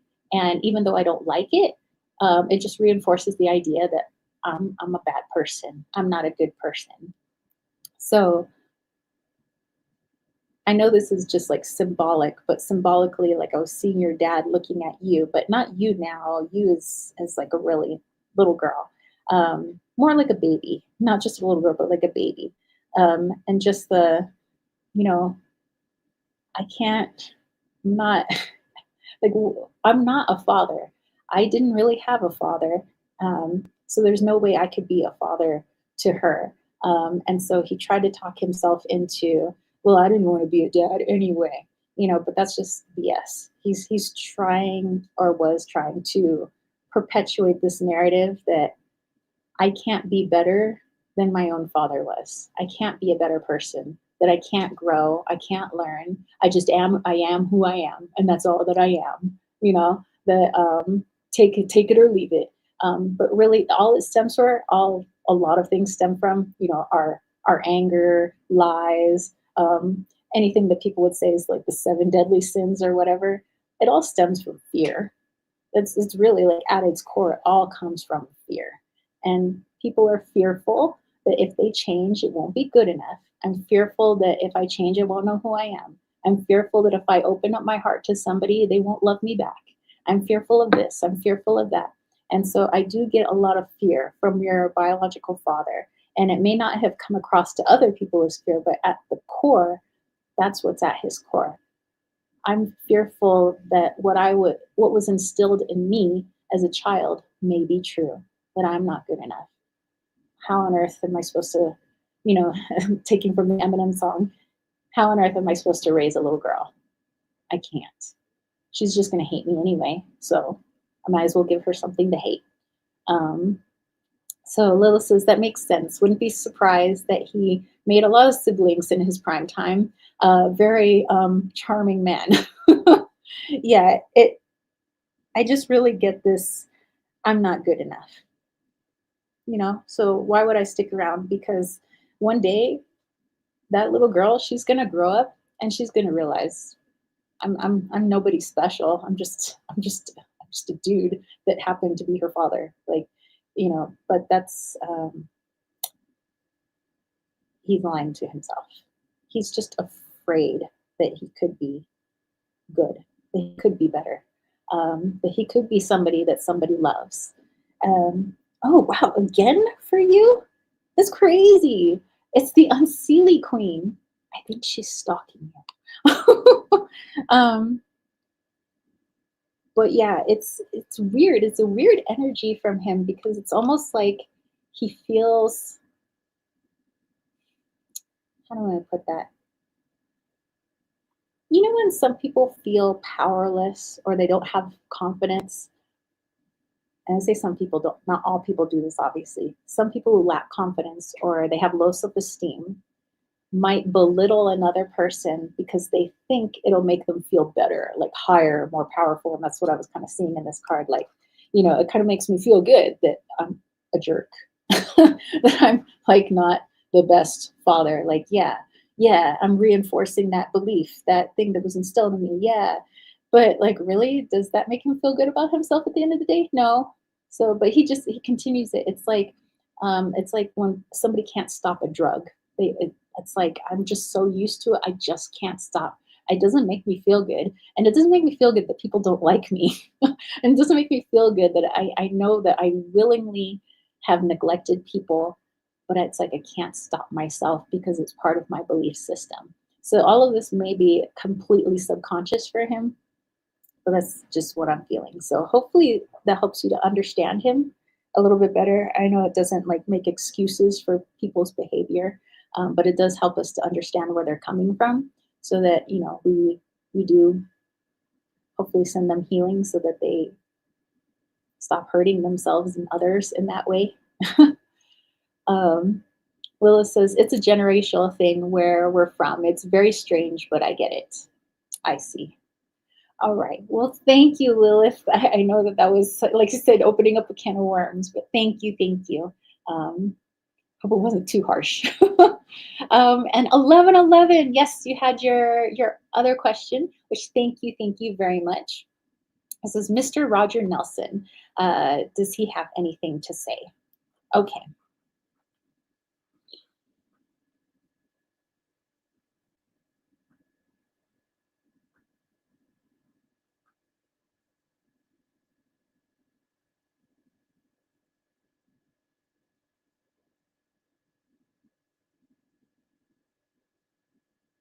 Okay. So this person, I'm seeing him as like really almost like lines in the face, like old, but I feel like I have a hard time breathing. So I don't know if I have been smoking or I have some issue with my lungs. But he's saying that maybe this is why I'm feeling this in my lungs. I almost feel like I have to cough. um, he's saying that he did certain things in his life to give himself time to pause and think. So, like, let's say, like he's showing like going out on a cigarette break. Um, that when he felt uncomfortable in a situation, confronted by something that maybe he wasn't ready to talk about yet, or something he hadn't thought about, but sometimes gets embarrassed when he feels like, well, I should know this, and it's like kind of embarrassing that I don't know this. So it's almost like an ego thing. Um, and I'm not saying he smoked, but I keep feeling something with his lungs. But it feels like he would step outside, almost like to have a smoke break, just so I have time to like really think about what that person just said, so that I have a really good comeback, so that I feel like I'm smart too, because this person felt like he like was always behind everybody. I'm always feel like I'm playing catch up, and it doesn't matter what people say to me or what flowery things they throw my way. I just feel like I'm always behind. I'm always a grade behind, no matter what. No matter what people say, I always feel like I'm behind.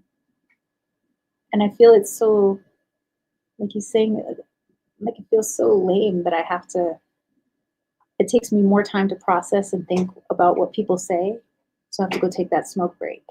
Um, and when there was a period in my time, a time in my life where I could no longer take that break, where I couldn't leave the room. I felt like the spotlight was on me. But then I realized at a certain point, people were not hanging on my every word, waiting for my comeback. that I could get back to them at any point. I didn't need to make excuses to go think about what they had just said. It was okay to say, hey, let me think about that. And I learned that later. And I learned that that's just how people operate. And it helped me to slow down because before I was very like, get her done, fast, fast, fast. And somebody asked me a question, ooh, ooh, ooh, I have to have an answer, almost thing. It's like, oh, now everybody's staring at me, everybody's looking at me, like, where's the answer? Where's the answer? How come he doesn't have an answer? Is he not smart enough? He's like, and I know this is all up in my head, and other people obviously probably weren't thinking that about me, but I convinced myself that that's what they were thinking about me. So I made an excuse to leave the room so that I could think about it and then come back and be like, okay, I'm back, I have an answer for you.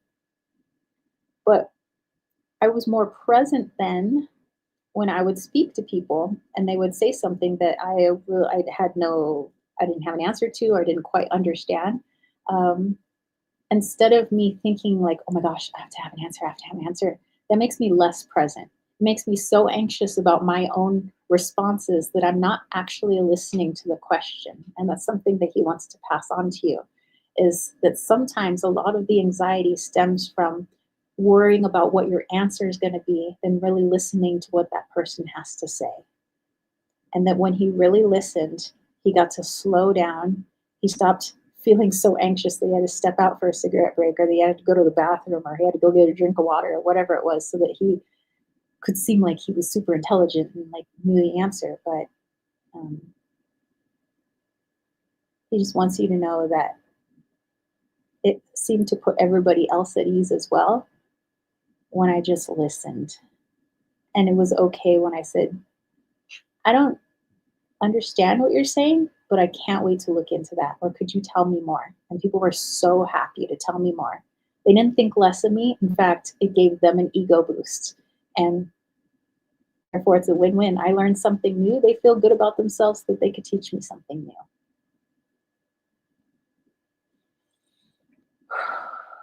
All right. Let's pull you a card just for, wow, you again. The fairy Norn, planning, patience, cooperation. But I'm really getting the patience word, that he's really helping to teach with just patience, just being, just listening. We're not meant to have all the answers right now, or else we wouldn't be here. If we had all the answers, we'd probably be called the Alpha and the Omega. We are not. He's like, it's okay just to be. And you actually make people feel really good in the process when they have a chance to teach you something.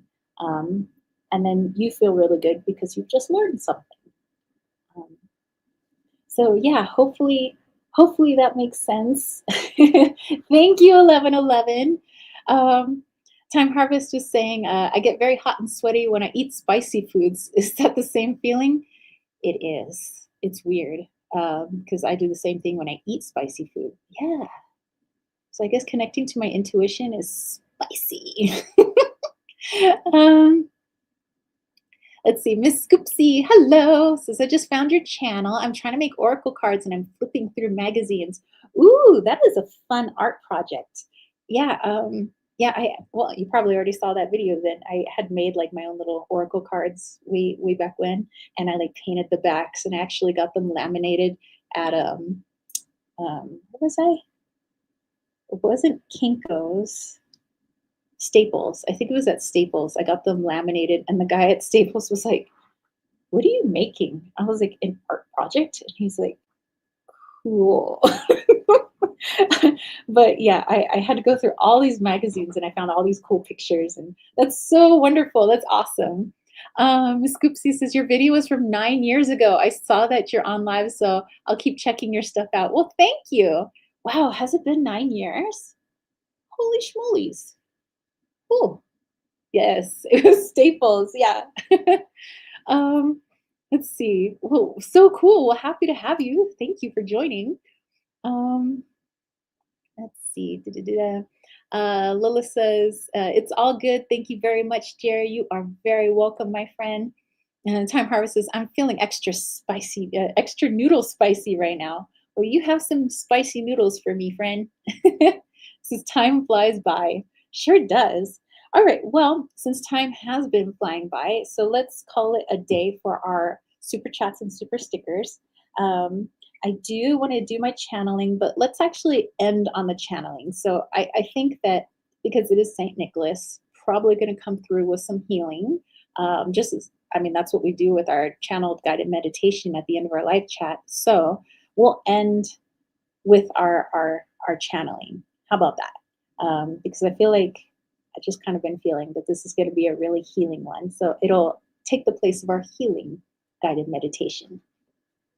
1111 said, thanks, Prince. Yeah, so yeah, I just, with that energy, he just felt so old, a lot older. So maybe it was just like soul energy felt old, but he felt really old, like lines, like I could see all the lines. It was just like interesting. Hmm. All right, well, thank you, but wow, he was gonna make me cry. Kathy. All right, so would anybody like to help with that channeling? Um, because if not, I've also been called to just like let them talk too. And that's something I'm going to do with Patreon as well, because I've always had somebody asking questions, but very rarely, maybe once or twice, did I just like let them speak. So that's up to you guys. You guys are in this live chat. I'll leave it up to you. I'm just the vessel that things come through. So would you like me to just channel him, or would you feel it better that somebody asks questions? I don't know. I'll leave it up to you guys.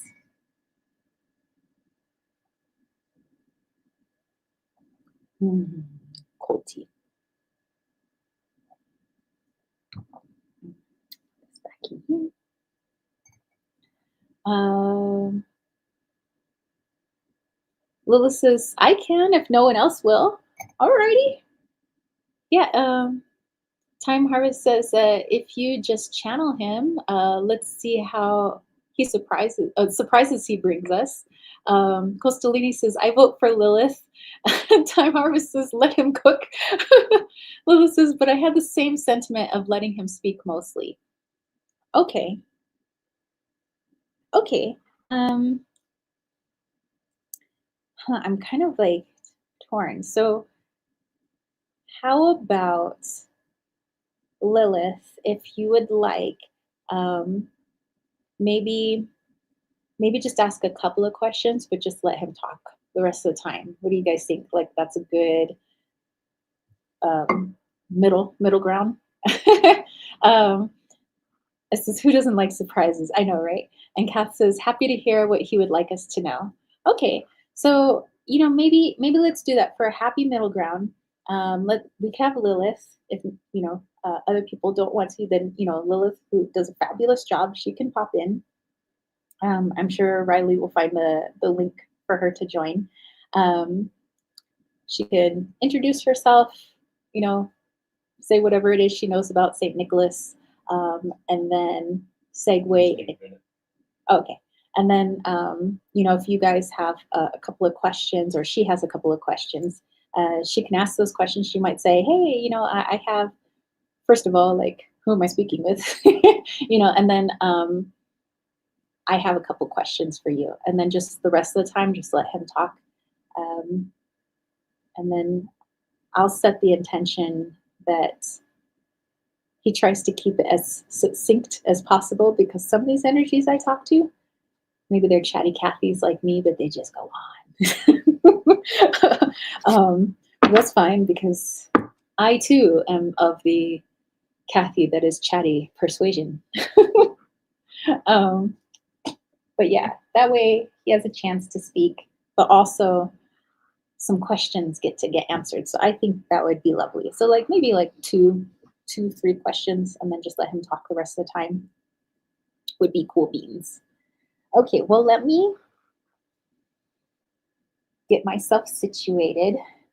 So Lilith, Riley has the link there for you, so you can pop on in. Lilith is like, Chatty Cathy who? Not me. What? Okay. Ask questions and I'll put on the screen. Yeah. So while Lilith is getting herself situated with the link and everything, if you have questions for St. Nicholas, she'll probably say 2 or 3 of them. Put them in all caps in the chat, so that way she can read them, and Riley knows to put them on the screen also, so she can either read them on the screen or she could read them in the chat. Time harvest, you crack me up. So yeah, so if you have questions, something you wanted to know about Saint Nick, then go ahead and put those in all caps in the chat. Lilith will read them, and then the rest of the time we'll just let Saint Nicholas speak his piece. But also, just want to FYI for anybody who came into the chat later, since we've been on here for a while. All good though. I love hanging out with you guys.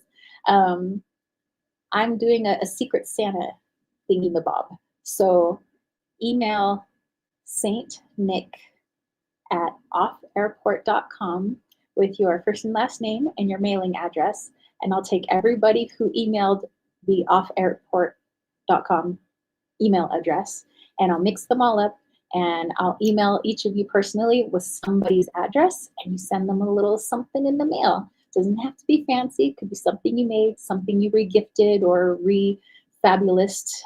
That's not a word, but that's cool. I'm Shakespeare. Or something that you, I don't know if you could send cookies, but I mean, the mail should get there in time. Maybe you guys want to send cookies? I don't know. But there it is, you guys. It's on the screen. Saint Nick at offairport.com. So maybe you want to send emails during this live chat, maybe after the live chat, anybody who watches the replay, just anytime before Christmas, just go ahead and email your details so that I can send somebody your details so they can send you a little something, and I can give you somebody's details and you can send them a little something, spread the Christmas cheer. All right. So, Time Harvest already has a question that Lilith can read. Cool beans. All right, Lilith is in the house. I mean, she's not literally in my house, but she's in the house. Oh, hi. Can you guys hear me? I can hear you loud and clear. Awesome. Okay, all right. So we have some couple of questions there for you. Very cool. Okay, so I mean, you've done this before, but I'll just do a quick run through. So I'm just gonna drop in and try my best. That's all I could do. Try my best to connect to him. And while I'm doing that, just introduce yourself. Hey, I'm Lilith Phoenix, and if you want, you can tell us a little bit about yourself. But if you don't want to, then maybe just tell us a little bit about what you know about St. Nicholas or things that you're curious about, and that just gives me time to connect. And then I'll say, okay, and then that's when you can just ask, like, who am I speaking to? Get all that information, and then just go ahead and ask the questions, I suppose, and then just let him talk. And I'll set the intention that he won't talk for too long, like not like going on for hours and hours, Okay, sound good? I got you, babe. Okay, all right, so let me get ready here. All right, so I'm gonna drop in and then go ahead and introduce yourself. Oh, I'm gonna skip the introduction because I don't know. I don't have a lot to say about myself. Actually, I think an American thing to be great at, like talking about yourself, but I'm not good at it. It's fine. So, St. Nicholas. St. Nicholas is something that I've known like to be like a holiday that's been celebrated where I'm from. quite a lot, separately from Christmas, but I've come to find out like recently that he's the cornerstone for Christmas as well, which was surprising to me because we celebrated as separate holidays. I've seen a different channel about St. Nicholas, and turns out he was a man that was in the region of what's known today as Turkey, and um, he was a very kind man. Had a lot of riches at the time, and he would um, share his riches with people who were less fortunate and brought about many blessings. Um, so I'm very curious to see what we're going to connect to today and what he has to say.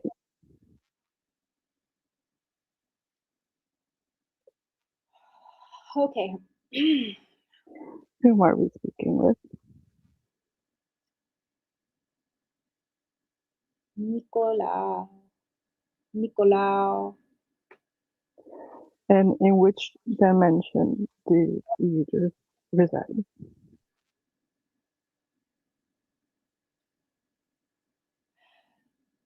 Past called. Don't know a number. Heaven. Um, does that mean that you are an ascended master? Do not consider myself a master of much. I am just a student. I'm presuming that by heaven you mean you're from a benefic polarity? Is it I hope that I do positive. okay, great. I would like to ask you if, in your own words, you could explain to the viewer how your legend has come about. I I don't understand why I would be a legend of anything. It's called being a good person, being one who understands the suffering of others. That I am you and you are me. Who wouldn't want to pass on that love to other people? Who doesn't see someone in pain and not feel that pain inside of themselves? Why is it then because I do something, this makes me a legend? It's called being good. It's about being human. Has this been lost in your era? Do you not see those who suffer and not suffer along with them? Do you not want to alleviate their pain? That's what I did. I wanted to show them that there was light in their darkness. I want to show them that God exists. And they too will spread that because they were shown light. They can show someone else light. This is how you spread love, not legends.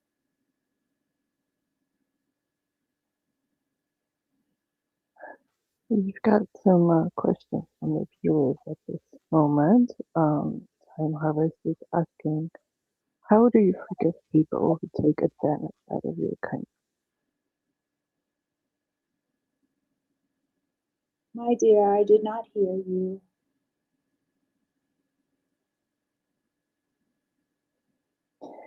Okay, forgive me. How does one forgive people who take advantage of your kindness? You must realize that they are in pain. They are looking for something and they are trying to fill their soul with it. You are showing them something that they think they cannot possess. When you show others love, you give of yourself, you give your kindness, and it feels so good for them to receive, but they don't yet know what it feels like to give. And so they try to fill both the giving and the taking within their own form with only taking. And this is why they take and they take and they take, hoping that it will make them feel good. And all they do is drain from the other person.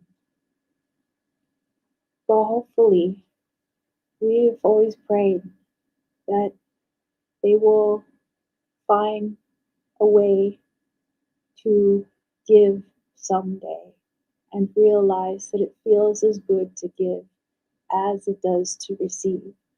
And so we do not turn them away. We do not shun them because this is what has happened to them their whole life, and that is all they know. That someone is kind for a time, but now I have no more time for you.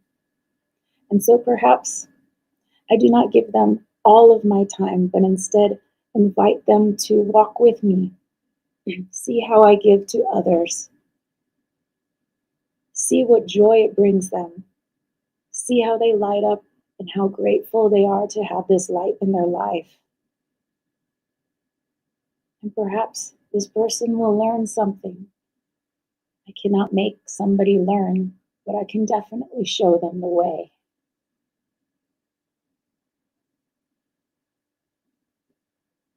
Do you have any advice of how we can instill charity around this time, around the world at the present time? It is simple. Do not disassociate yourself from humanity. Do not feel it is you versus them. They are you. They are your brothers and sisters. When you see someone suffer on your television, or you hear about it through word of mouth, put yourself in their position. This is something that I think is becoming lost. To put yourself in the other's shoes, or lack thereof.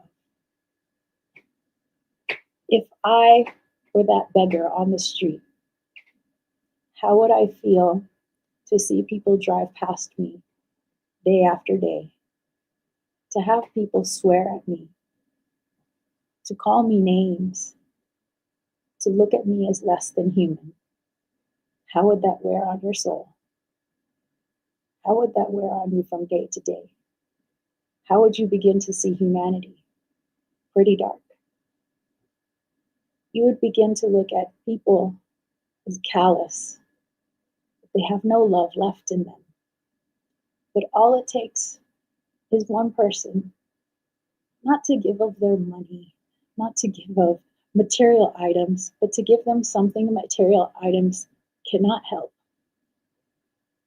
And that is light, hope. You come to them, you speak to them, ask them their story. Where can I take you to bring you the most help? Maybe sometimes they don't know, in which case you find someone who can help them. And you may say, but I can't help the whole world. Nobody asked you to. One person you see on your drive, one person you see walking along the street with their head down. It seems people do not want to get involved in other people's lives. I'm sorry to say, that's hard to do. As a human, you're involved in everybody's life, whether you like it or not. To think any less is illusion.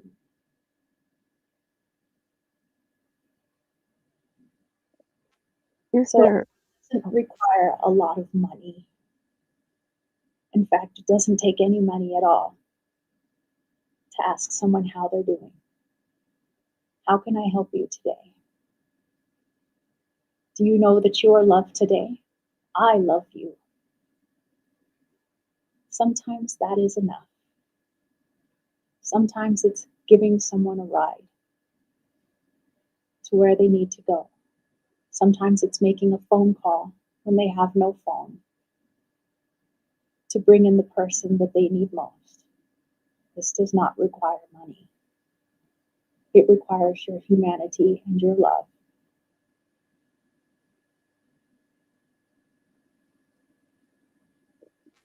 Is there a prayer that you can share with us that will help us in our journey? There isn't any one prayer that would save all or help all. The best prayer is the prayer that comes from you. When you speak to our God, your Creator, our Creator, directly, heartfelt, not God, I need a house, God, I need a car, but God, I need you in my heart and in my life. Help me to help others. It feels so good to give because I know it feels so good to receive. A real prayer, not a prayer because you think you should, but a real prayer. It's okay if we don't speak the same language. It's okay if we pray in different ways, but it must be heartfelt. It must be true, it must be real, and then it is heard. People, I feel, are afraid to pray in your modern era. Feel it's silly, as if they're speaking to nothing. Well, if you believe that, then I guarantee your prayers have not been heartfelt. Because there are people out there that God is within every single day. Maybe you do not hear a booming voice coming from the sky to answer your prayers, but the prayer is answered in the smile of the person who served you your food. God is in the person who asked you how you feel today. God is everywhere. But if you are shunning your fellow man and you're feeling it as me versus them and you are feeling separate, then you do not see God's signs and you could easily miss his love. Your prayers are being answered. So I do not have one prayer that would capture his attention, but it must be a prayer, a real one from you personally.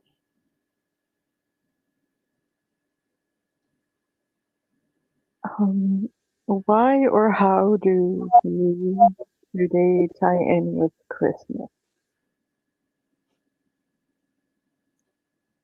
This is interesting.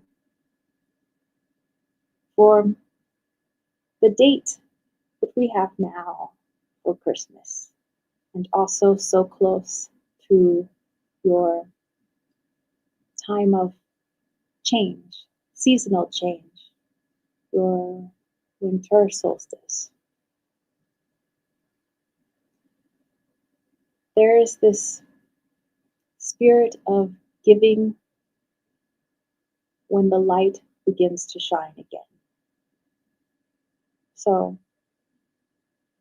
this is why it is often equated with the birth of Jesus. There was a light that entered the world to show people the way, to bring them hope when they thought it was lost. And so they coincided it close to your winter solstice. When the light begins to grow again, the sun returns. The sun grows and grows because winter is a time of bleak stillness. Crops in some cases will not grow. Sometimes the cold is severe and lives are lost. And so people look for hope. They light a fire. They try to create merriment.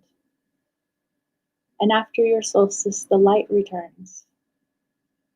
Like Jesus came for us. This light. And so, to give is to bring light into people's lives. And with your Christmas, the spirit of it is to give.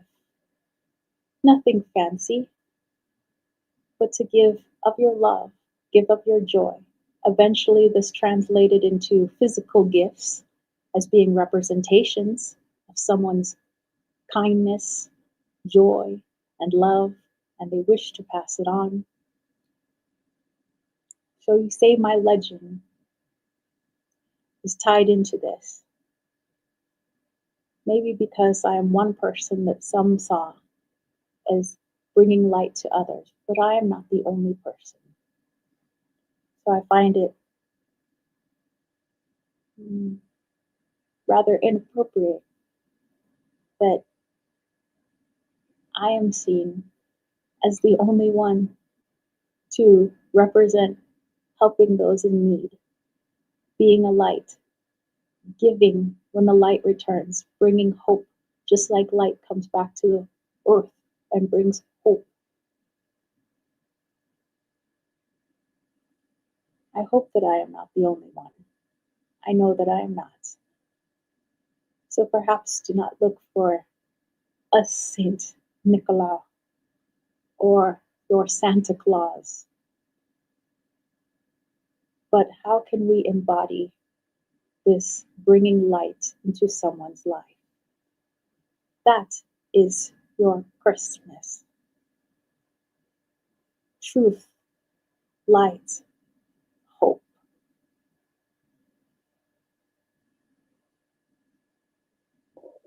I'm truly grateful that you took some time and space to talk with us today. I'm afraid we're at the end of our time for this channel. Before you uh, gently nudge Tara back to this reality, I would like to ask you, you have any parting words for us? Yes, it really doesn't take a lot to bring light into someone's life. I am reiterating this over and over again because it is as important as breathing and eating and drinking. How easily the world is distracted today about their commitments. I have to go to work. I have to bring food home. I have to pay the bills. Always running here and there. I have to give my boss my time. Then I must give my wife my time. Then I must give my children my time. Then I must give time for this and time for that. All the while, I ignore the person on the street because I don't have time for them. Why? Do you feel it's overwhelming to bring them a little bit of light? No one asked you to fix their life for them. That is impossible. Only an individual can set the intention. They fix their life for themselves. But you can definitely give them the hope to do so. I encourage you to have this within your daily routine. From here moving forward, not just on one day of the year, that at Christmas we give. No, I'm not asking you to flood your friends and family with gifts all 365 days. But I am asking you to spread that light because, like I said before, light spreads light. If you can bring hope to one person, that one person will bring hope to another person, and so on and so forth. And at some point, that comes back to you when you need it most. When you pray, God, answer my prayer. And then it is. In reality, that light that you put out has just come back to you to remind you of the light that you carry within. And this is how we grow. Truly, this is how we are satiated. Truly.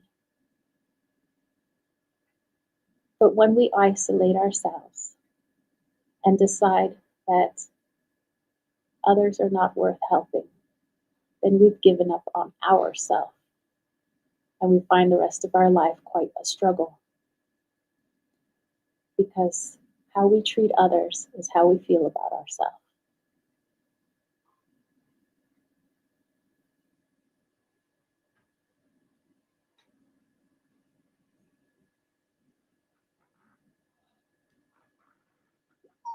Ooh.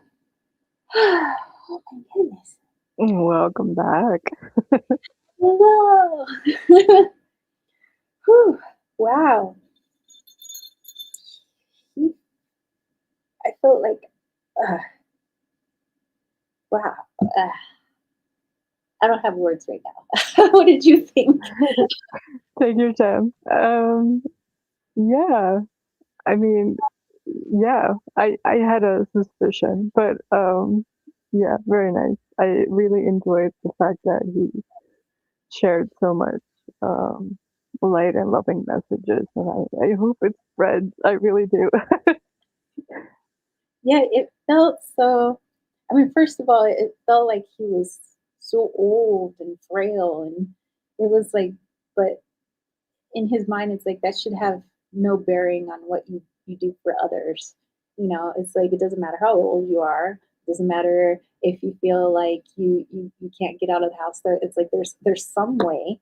There's got to be some way you can reach out to someone in some form. And what I was seeing was like you have so much in your modern era that I didn't have then. He's like you have all these ways of communicating with people, but yet he was like it feels like you're communicating less when you have more ways to communicate. So for him, it was like, I hope that they realize that they can touch so many more lives and they don't even have to leave their home to do it.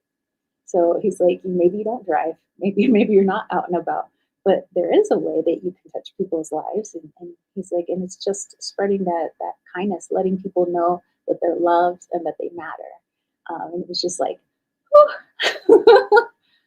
um, whew, my goodness. Wow. Bringing about the channeling in the beginning, I it was almost like I could tell the frailness and the illness that you were experiencing, because like it kind of like showed through in the how the voice came about, but then it became much smoother throughout the channel. So that's very interesting. Yeah, it felt like at first it was like this distant energy, and then as he spoke and as he I don't know what he was feeling. I don't know, it was like he was feeling energized. And it's like he had more like strength to talk. So wow, what an honor. And thank you guys for voting to channel St. Nicholas, because I've been really curious, and I like, why do we focus on this one person? And and it seems like from what I remember, which is not much, but that I do remember one part where it was like, because I kept seeing it in my head, which I guess is what is in his head. But it was like, why does everybody focus on me? Aren't there other people doing like good things in the world? Like it can't be have just been me. He's like, surely. um, so yeah, it was just the like he would rather people not focus on him as being like, oh, you're like the symbol of doing good deeds. He said, well, that should be like everybody. Everybody should be a symbol of doing good deeds and being basically like good Samaritan. It was like, oh, wow. Whew. I Wow. can totally understand why you would be confused about that, but I don't know. We do see that in the modern day that it's Mhm. not something that's like um, abundant. And uh, personally, I don't understand why either. But Mhm. yeah, that's just I don't know experience. Well, hopefully, um, maybe through this channel, I have to rewatch it to see all that was said. But hopefully, it helped give people the messages they needed to aid others, because he is the spirit of giving and helping those who have trouble helping themselves. So, maybe that helped put some of that goodness out into the ether. So maybe people pick up on it, whether or not they see this channeling. But I will take this channeling and make it its own separate video for you guys. And I thank you all for voting. My patrons got to vote, my YouTube members got to vote, my subscribers got to vote. So thank you so much. It seemed like it was almost unanimous. Everybody wanted to hear from St. Nick. So thank you, thank you.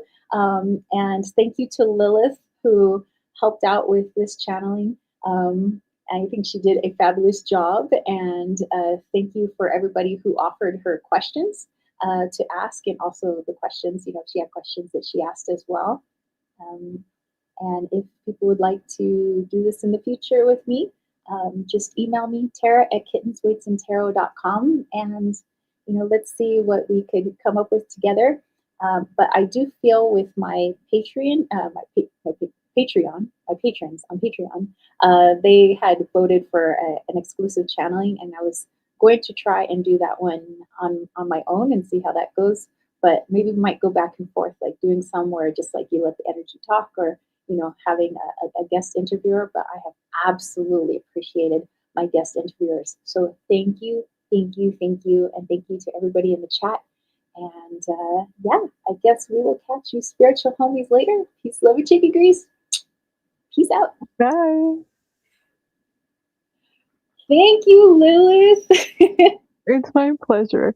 If you don't mind, because I was also thinking about the other channeling that I watched, and I felt really inspired by like infusing that like charity work like during Christmas and bring kind of that light back. So I really hope that we can spread that same kind of feeling with this channeling, and perhaps like make other people's day a little brighter for December.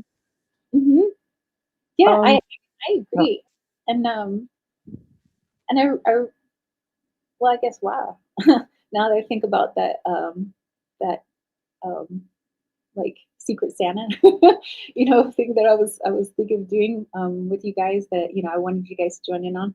I guess that's kind of like a little bit of it. I know that it's more like physical, giving of gifts, but also I think it's a nice little gesture, especially if you're sending something to someone who is not in your city or your state, or maybe. And I will try to get people who are international to kind of be within the same country, because I know postage can get crazy. So I'll try to pair it that way. But I think the theme of it really is not what you guys give to each other, but it's the fact that you're basically saying through that gift, or that, whatever it is that you guys will end up sending, that, hey, it's like, I just want you to know that you're, loved, cared for. I have thought about you, even if you have never met this person. The intention is there that this gift, this thing that I'm giving, I hope that it brightens someone's day. I hope that it gives them light. It brings them, hope and love, and and maybe in some way it'll get passed on. So not that the person is going to go around giving everybody gifts. I mean, maybe they will, but maybe it'll just make them feel ways where they're like, I feel like I'm gonna go talk to that person over there.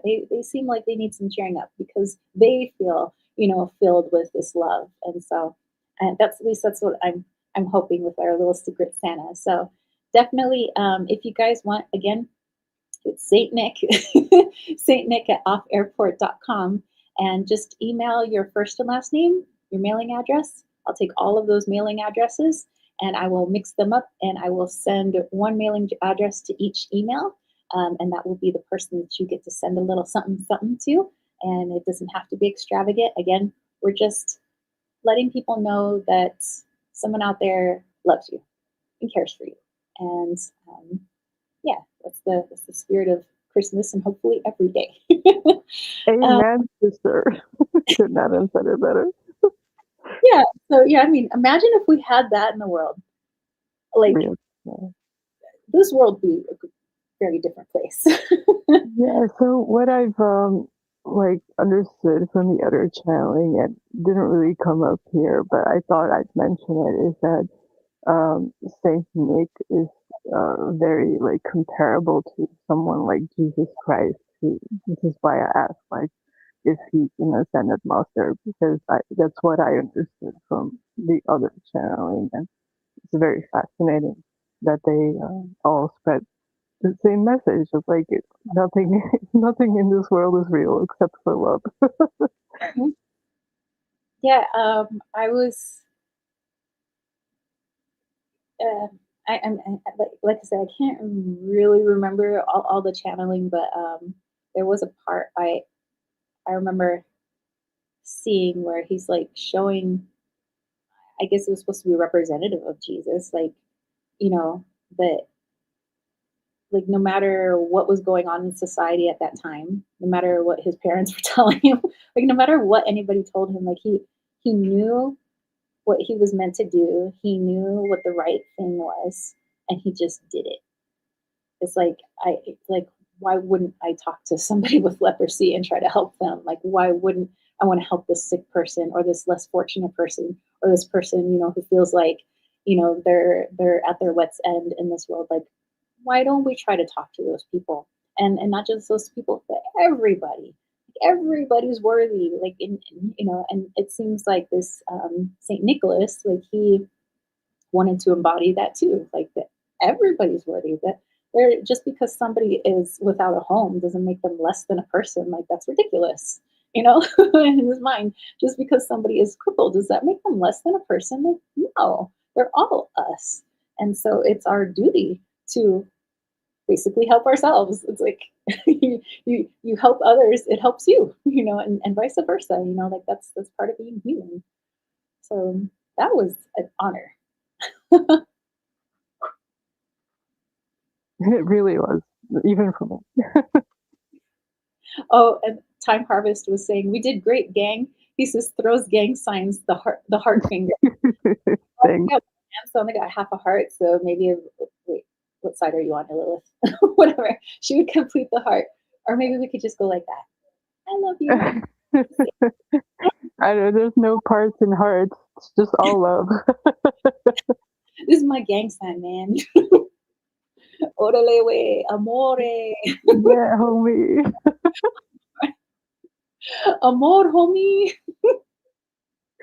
Anyway, well, I thank you guys. I'm glad that we got to end our chat in this way. I just had a feeling like it was going to be good or even better than what we would do with a channel guided meditation. I felt like there would be a lot of healing, a lot of good messages in there. So I'm glad we got to end on this channeling. And thank you. Oh my goodness, to everybody who let me read for them today. Like that was awesome. Thank you so much.